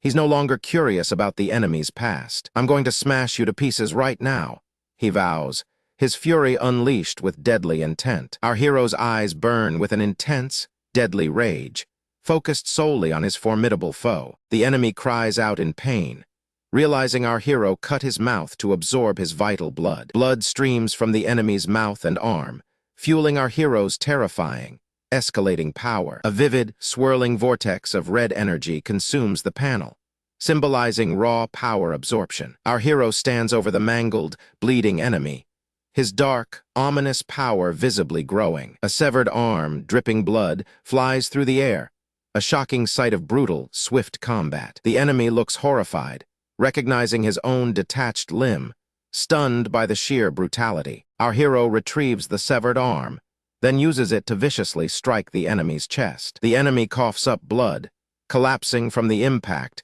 his resistance rapidly fading away. The enemy groans in agony, confirming 3 broken ribs from the relentless, brutal assault. He had thought his iron-rich body was resilient, but our hero's power shatters that belief. If I get hit again, it'll be fatal. He realizes, dread washing over him with full force. Our hero delivers a devastating punch, sending the enemy flying with immense, brutal impact. The enemy collapses, utterly overwhelmed. He's too fast, he gasps, completely unable to react. Our hero lunges again, his speed truly terrifying. The enemy is flung through the air repeatedly. The enemy crashes hard into the ground, utterly defeated, unable to withstand the barrage. Damn it! Where is that strength coming from? The enemy curses, bewildered and enraged. He suspects our hero gained this power directly from absorbing his blood. A horrifying truth. The enemy struggles up, desperately planning to create distance and regain control of the fight. He unleashes a barrage of blades, hoping to overwhelm our hero and widen the gap. Our hero effortlessly dodges every single blade, moving with impossible speed and precision. What the hell?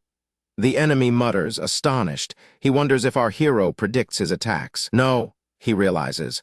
Our hero is seeing and reacting to the blades in real time, his speed insane. He recalls our hero's ability, the resurrection heart, which was supposedly just regeneration. He sees our hero's strength, Speed, reflexes, and stamina are now on a completely different level. The enemy realizes he's going to lose. Damn it!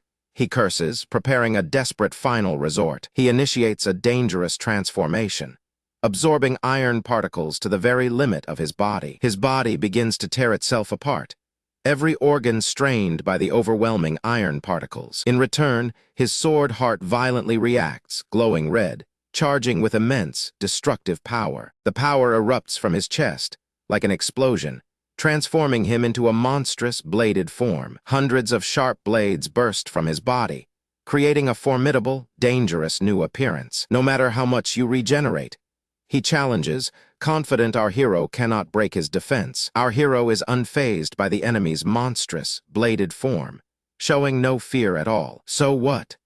Our hero asks, his calm dismissiveness enraging the transformed opponent. The blades plunge into our hero, but he pushes through them, ignoring the piercing pain. So what if you have them? Our hero shouts, his determination unwavering despite the wounds. He charges, slamming into the enemy with incredible force, his momentum utterly unstoppable. The enemy cries out in shock and pain as our hero breaches his bladed defense easily. Our hero states, "This kind of thing doesn't hurt at all," his voice cold and emotionless. "My flesh tearing apart. Blades stabbing into me," he acknowledges, "but it's only physical pain. I can endure that much?" He asserts, his resolve powered by a deeper emotional hurt. "The thing that really hurts me is," he says, delivering powerful blows to the enemy. The surrounding structures shatter from the sheer force of our hero's enraged, brutal attacks. The enemy collapses, utterly broken and defeated, his transformation proving useless against our hero's fury. Our hero stands over him, his face contorted in anguish. The true source of his pain pours out. "Being betrayed by my friend?" He yells, his heartbreak fueling his relentless, brutal assault. The enemy looks up, utterly defeated, as our hero delivers one final, emotionally charged blow. "That's what hurts the most," he declares, his voice filled with profound sorrow and anger. Our hero stands over the defeated friend, reiterating the pain of profound betrayal. A friend he's known for 10 years, who he thought was loyal, caused this deep wound. This friend tried to send him back to that horrible laboratory, an unforgivable act of treachery. "That hurts my heart more," he concludes, his emotional agony surpassing any physical pain. "Why did you do it?" Our hero asks, still seeking understanding from his fallen friend. "I still don't understand," he says, his voice tinged with a desperate plea for answers. He demands to know what the laboratory promised, what motivated this profound betrayal. "That place is so horrible," he reminds his friend, questioning how he could ever go back. The friend, lying defeated, scoffs. "Saying that now, what difference does it make?" he responds. He coldly admits, "I follow the laboratory now," sealing his fate and their broken bond. "I was going to sell you to them," he reveals, confirming the depth of his cold betrayal. "We can't go back to being friends anymore," the friend states, shattering any remaining hope. Our hero is enraged by the friend's cold words, refusing to accept this painful reality. He strikes his friend again, begging him not to simply end their friendship like this. "Don't decide that on your own like that," he yells, desperate for a different outcome. "Don't run away by saying everything is over," he pleads, wanting a true, honest explanation. Our hero's face shows deep anguish, tears welling in his eyes as he holds his friend close. He demands to know what the friend gained by selling him out, the true price of betrayal. "At least make me understand," he begs, seeking any shred of reason or justification. "Even if it's just an excuse, say something," he cries, clinging to a fading, desperate hope. "At the very least," our hero says, his voice raw with pain, "if you ever considered me a friend." A flashback begins, showing them younger, smiling together in a prison-like facility. They share a moment of laughter and camaraderie, a stark contrast to the present, bitter betrayal. The flashback continues, showing them having fun, stealing, and sharing food as fellow prisoners. "We had quite a bit of fun," our hero remembers, the bittersweet memories amplifying his current heartbreak. A woman steps forward, a confident smirk on her face. "I'm Song Hai-in," she introduces herself directly to our guy. Our protagonist stares, recognizing her instantly. Hai-Jai's older sister. He thinks, surprised by her sudden appearance. She reassures him with a calm gaze. "Don't worry," she says, taking control.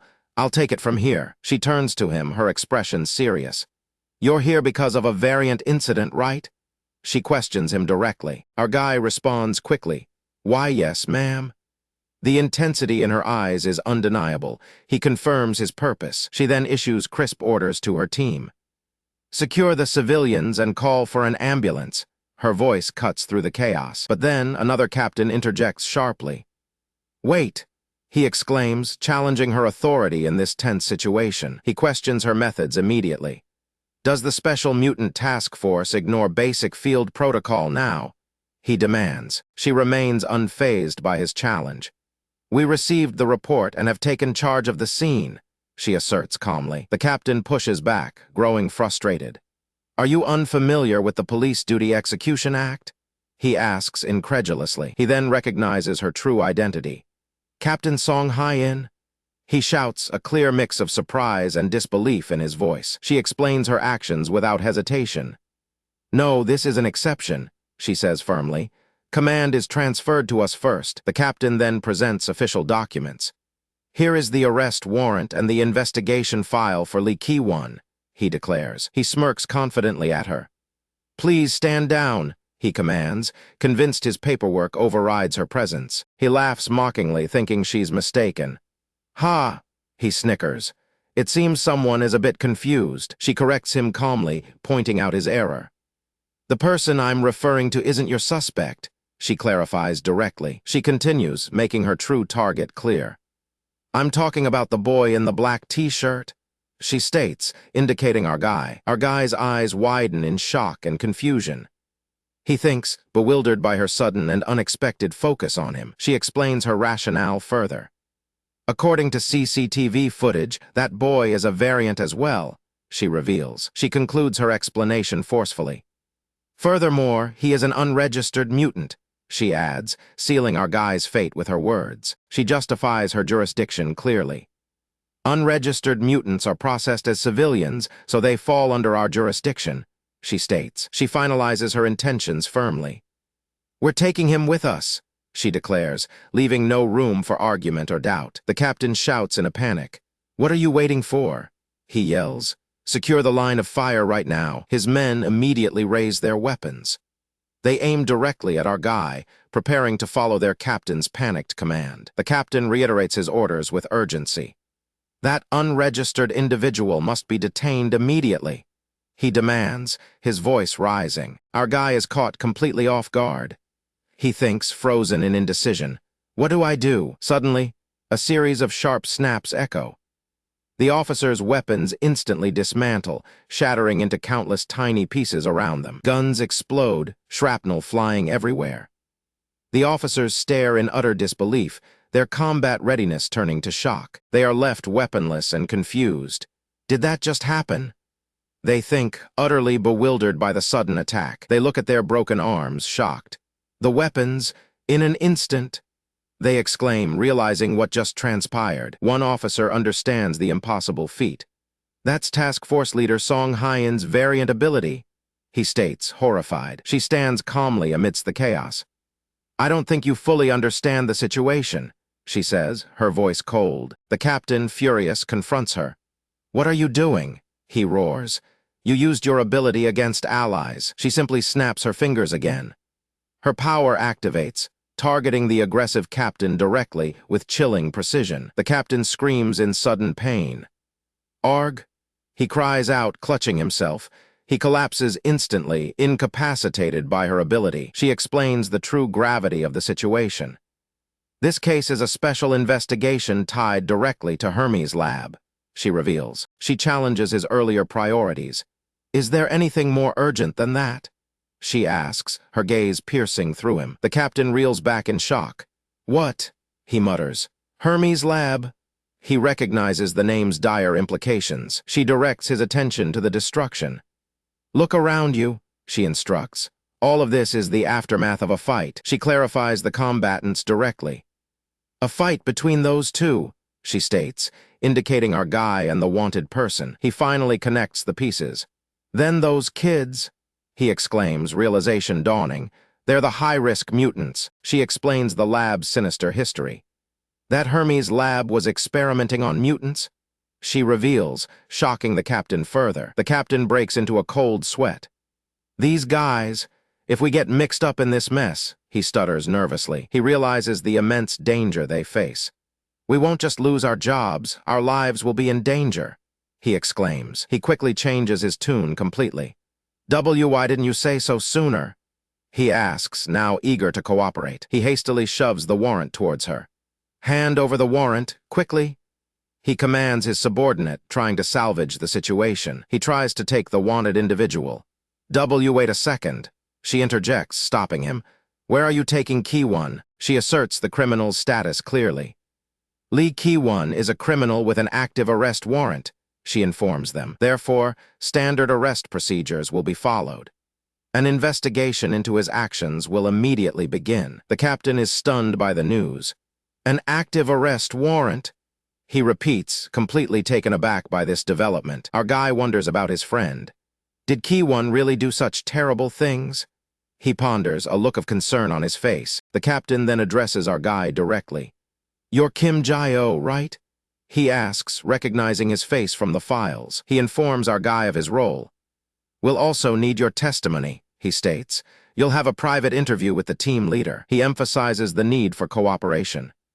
So we ask for your cooperation, he adds, setting the stage for the interview. Our guy reacts with clear apprehension. A private interview with that terrifying person? He thinks, intimidated. Our guy sits down for the interview. He feels a sense of dread. Something about this feels intimidating, he thinks. He wonders about her piercing stare. Why is she looking at me like that? He ponders, feeling very uneasy. She reassures him with a soft voice. There's no need to be nervous, she says, trying to put him at ease. She explains the purpose of the meeting. I called you because I have a few questions, Jae-oh, she states. She promises to be direct. I'll get straight to the point, she says, her tone serious and professional. She reveals the core of their mission. We're tracking Hermes' lab, she states, dropping the critical piece of information. Our guy repeats, absorbing the news. You're tracking the lab, he asks, processing the full weight of her words. She reminds him of his past. From what Haijai told me, you were held captive at the lab, she begins. She continues, and you managed to escape about 3 years ago.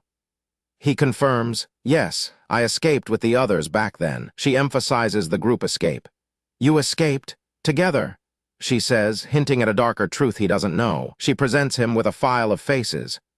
It seems you still don't know much, she states, revealing the grim reality. She delivers the shocking truth. In reality, all of your friends were recaptured, she reveals, his face reflecting pure horror. Our guy's eyes widen, filled with despair.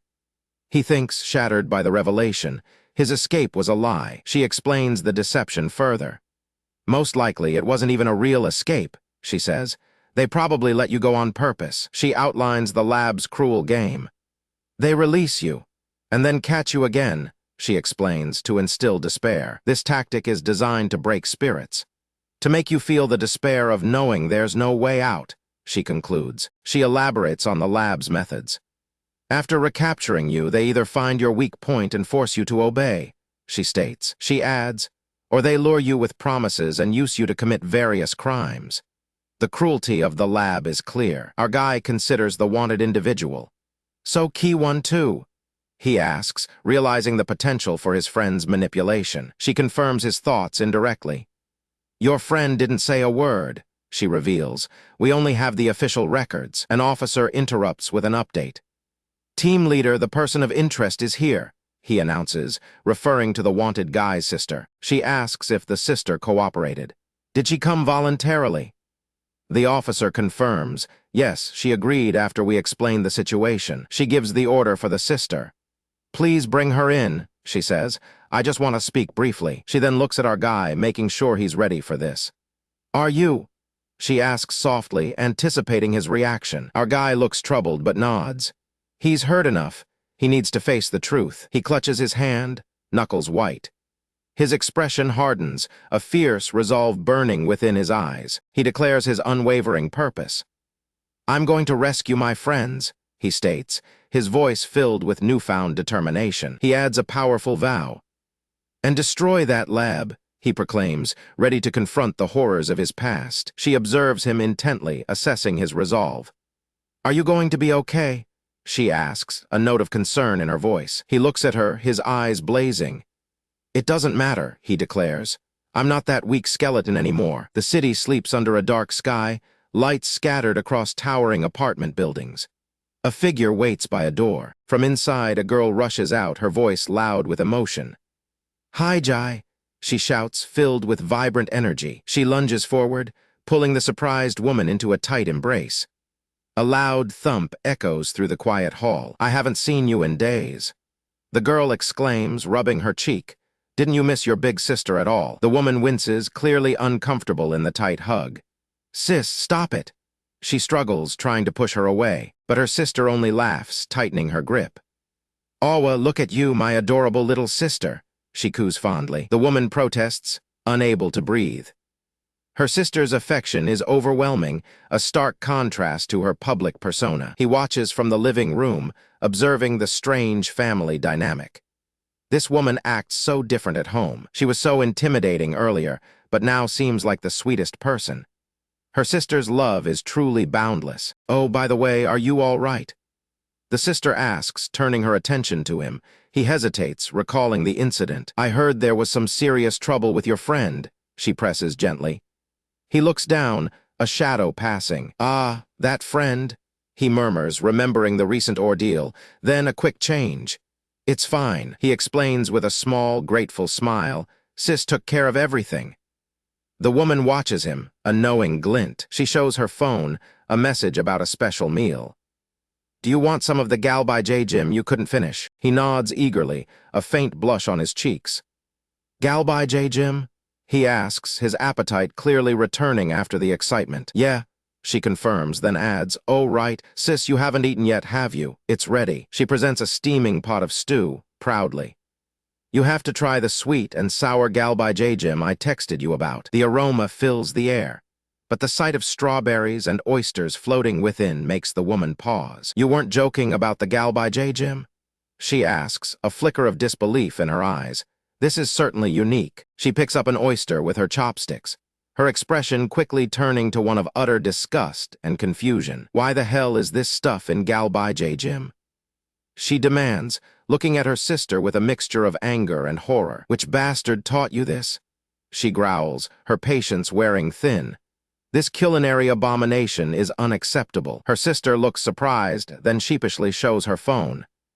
"GBT gave me the recipe," she explains innocently. "It said this is the kind of dish served in high-end restaurants." She adds, completely oblivious to the impending rage. "GBT." The woman seethes, her eyes narrowing dangerously. Did that crazy AI bastard dare to mock a human? She glares at the dish, listing its flaws. Fruit in gal by Jim overpowers the meat, turning everything into soggy waste. "It's not edible," she declares, pushing the plate away. "You'll get a stomach ache if you eat this, absolutely." Her sister looks crestfallen, checking her phone. The AI's kind words about her cooking make her even sadder now. "To be honest," she confesses, "I tweaked the recipe a little. GBT said vitamin C is good when you're tired. I wanted Sis to feel energized." She repeats internally, her innocent intentions starkly clear. She only meant well. The woman stares, mouth agape, utterly horrified by this revelation. "I'm sure we'll get a stomach ache," she thinks. He watches, a worried expression on his face. The woman, however, takes a reluctant bite of the concoction. There might be some people with zero taste buds who think that. He thinks, bracing for her reaction, but then her eyes widen in shock as she chews. Her expression changes dramatically from disgust to something else. He tries to intervene. Sis, you don't have to force yourself," he pleads, fearing her suffering from the dish. She takes another large bite, a strange intensity in her gaze. He watches in disbelief, confused by her sudden action. "It's FC King delicious," she declares, her voice firm, a glint of defiance in her eyes. Her words stun both of them. He looks at her dumbfounded. Really?" he asks, not quite believing what he just heard her say. She smiles, a smug confidence radiating from her. "Of course," she says. Oysters are good, strawberries are good, and meat is good, she continues, gesturing with her chopsticks. It's just a mix of everything tasty, after all. He still looks confused, but the woman is overjoyed. Her sister beams at him, a wide smile spreading across her face. I'm so glad. Her sister exclaims, relieved. Exactly, it's delicious. She repeats, completely won over by the taste. He takes a bite, hesitant at first, then his eyes light up. This is so good, he says, surprised and delighted. I could eat it every day. He declares, munching happily. His previous skepticism completely vanished, now genuinely enjoying it. Seriously? Her sister asks, beaming. Yeah, for real. He replies, giving her a thumbs up. Everyone is happy now. The woman stares at him, a strange thought crossing her mind. It feels like the meat and fruit are dancing in my mouth. She remembers his regenerative ability, then wonders. Did his taste buds fail to regenerate? That's quite unusual. After the meal, everyone feels refreshed. Thanks for the meal, he says, putting down his empty plate on the table. Now, let's clear one thing up before we move on. The woman states, her demeanor turning serious again, eyes firm. Clear what up? Her sister asks, slightly confused by the sudden change in tone. He watches, a little nervous. Your living situation, the woman says, pointing directly at him. Her voice is calm, but carries an undeniable authority. I told you to come inside because it was an emergency. Her sister protests, defending him with a slight frown now, but having a healthy man stay in a house with two women is a pretty serious issue. She explains, sternly now. It's not great for your development either, Haijai, she adds, turning to her sister. She worries about the implications. His sister sighs, but he is being hunted by the researchers. She desperately needs a safe place for him now. Then where will he stay? She asks, concerned. This predicament is proving more difficult than initially thought. I've been thinking about that too, the woman admits. I considered having him stay at our HQ, but it's not ideal. It's safer to keep his identity hidden for now, so that's off the table. She concludes, holding her chin thoughtfully. The woman pulls out her phone. Hold on a second, she says, making a call. Everyone waits in silence, expectant. Yeah, it's me, she confirms into the phone. I need an official residence urgently. Any vacancies available soon. She listens intently, her expression falling. Ah, none right now, she murmurs, disappointed by the news. Soon? I see. Understood, she says, ending the call. They say the residences are full, so it'll take a while. She sighs, then turns to him, a slight smile on her face. But they said it won't take long, so that's a relief. It doesn't make sense to find another place in the meantime, she reasons. This temporary solution seems unavoidable. Since it's only temporary, I'll allow you to stay here, she announces. His eyes light up in pure elation. He gasps, completely overjoyed by the unexpected reprieve. Thank you, he exclaims, relief washing over him instantly. Her sister cheers. That's great. You too, Freedy. The little dog barks happily, sharing in the good news. Woof. The dog yaps excitedly, wagging its tail. He is still smiling, feeling grateful for the kindness. Wait, the woman says, holding up a hand. She starts writing something on a piece of paper, her expression serious. He watches, confused. I'm not finished, she states, her tone leaving no room for argument. A sense of dread lingers. She slams a paper onto the table with a thud. In exchange, your only living space is the living room now. You are never, under any circumstances, to enter my sister's room. She dictates, her voice firm and uncompromising, even if it's a short stay. She adds, emphasizing the gravity of her rules. He looks at the growing list, terrified. We need to be clear about the ground rules, she insists, pushing the paper towards him. Here's the list, read and sign. If you break them, I'll leave the consequences to your imagination, she warns, her eyes holding a dangerous glint. He trembles, quickly agreeing. And no, I'll follow every single one, he stammers, fear clear in his voice. And, she adds, her gaze intensifying, making him flinch. The unspoken threat hangs heavy in the air, chilling him deeply, especially if I catch you in Haijai's room. Her voice drops, ominous.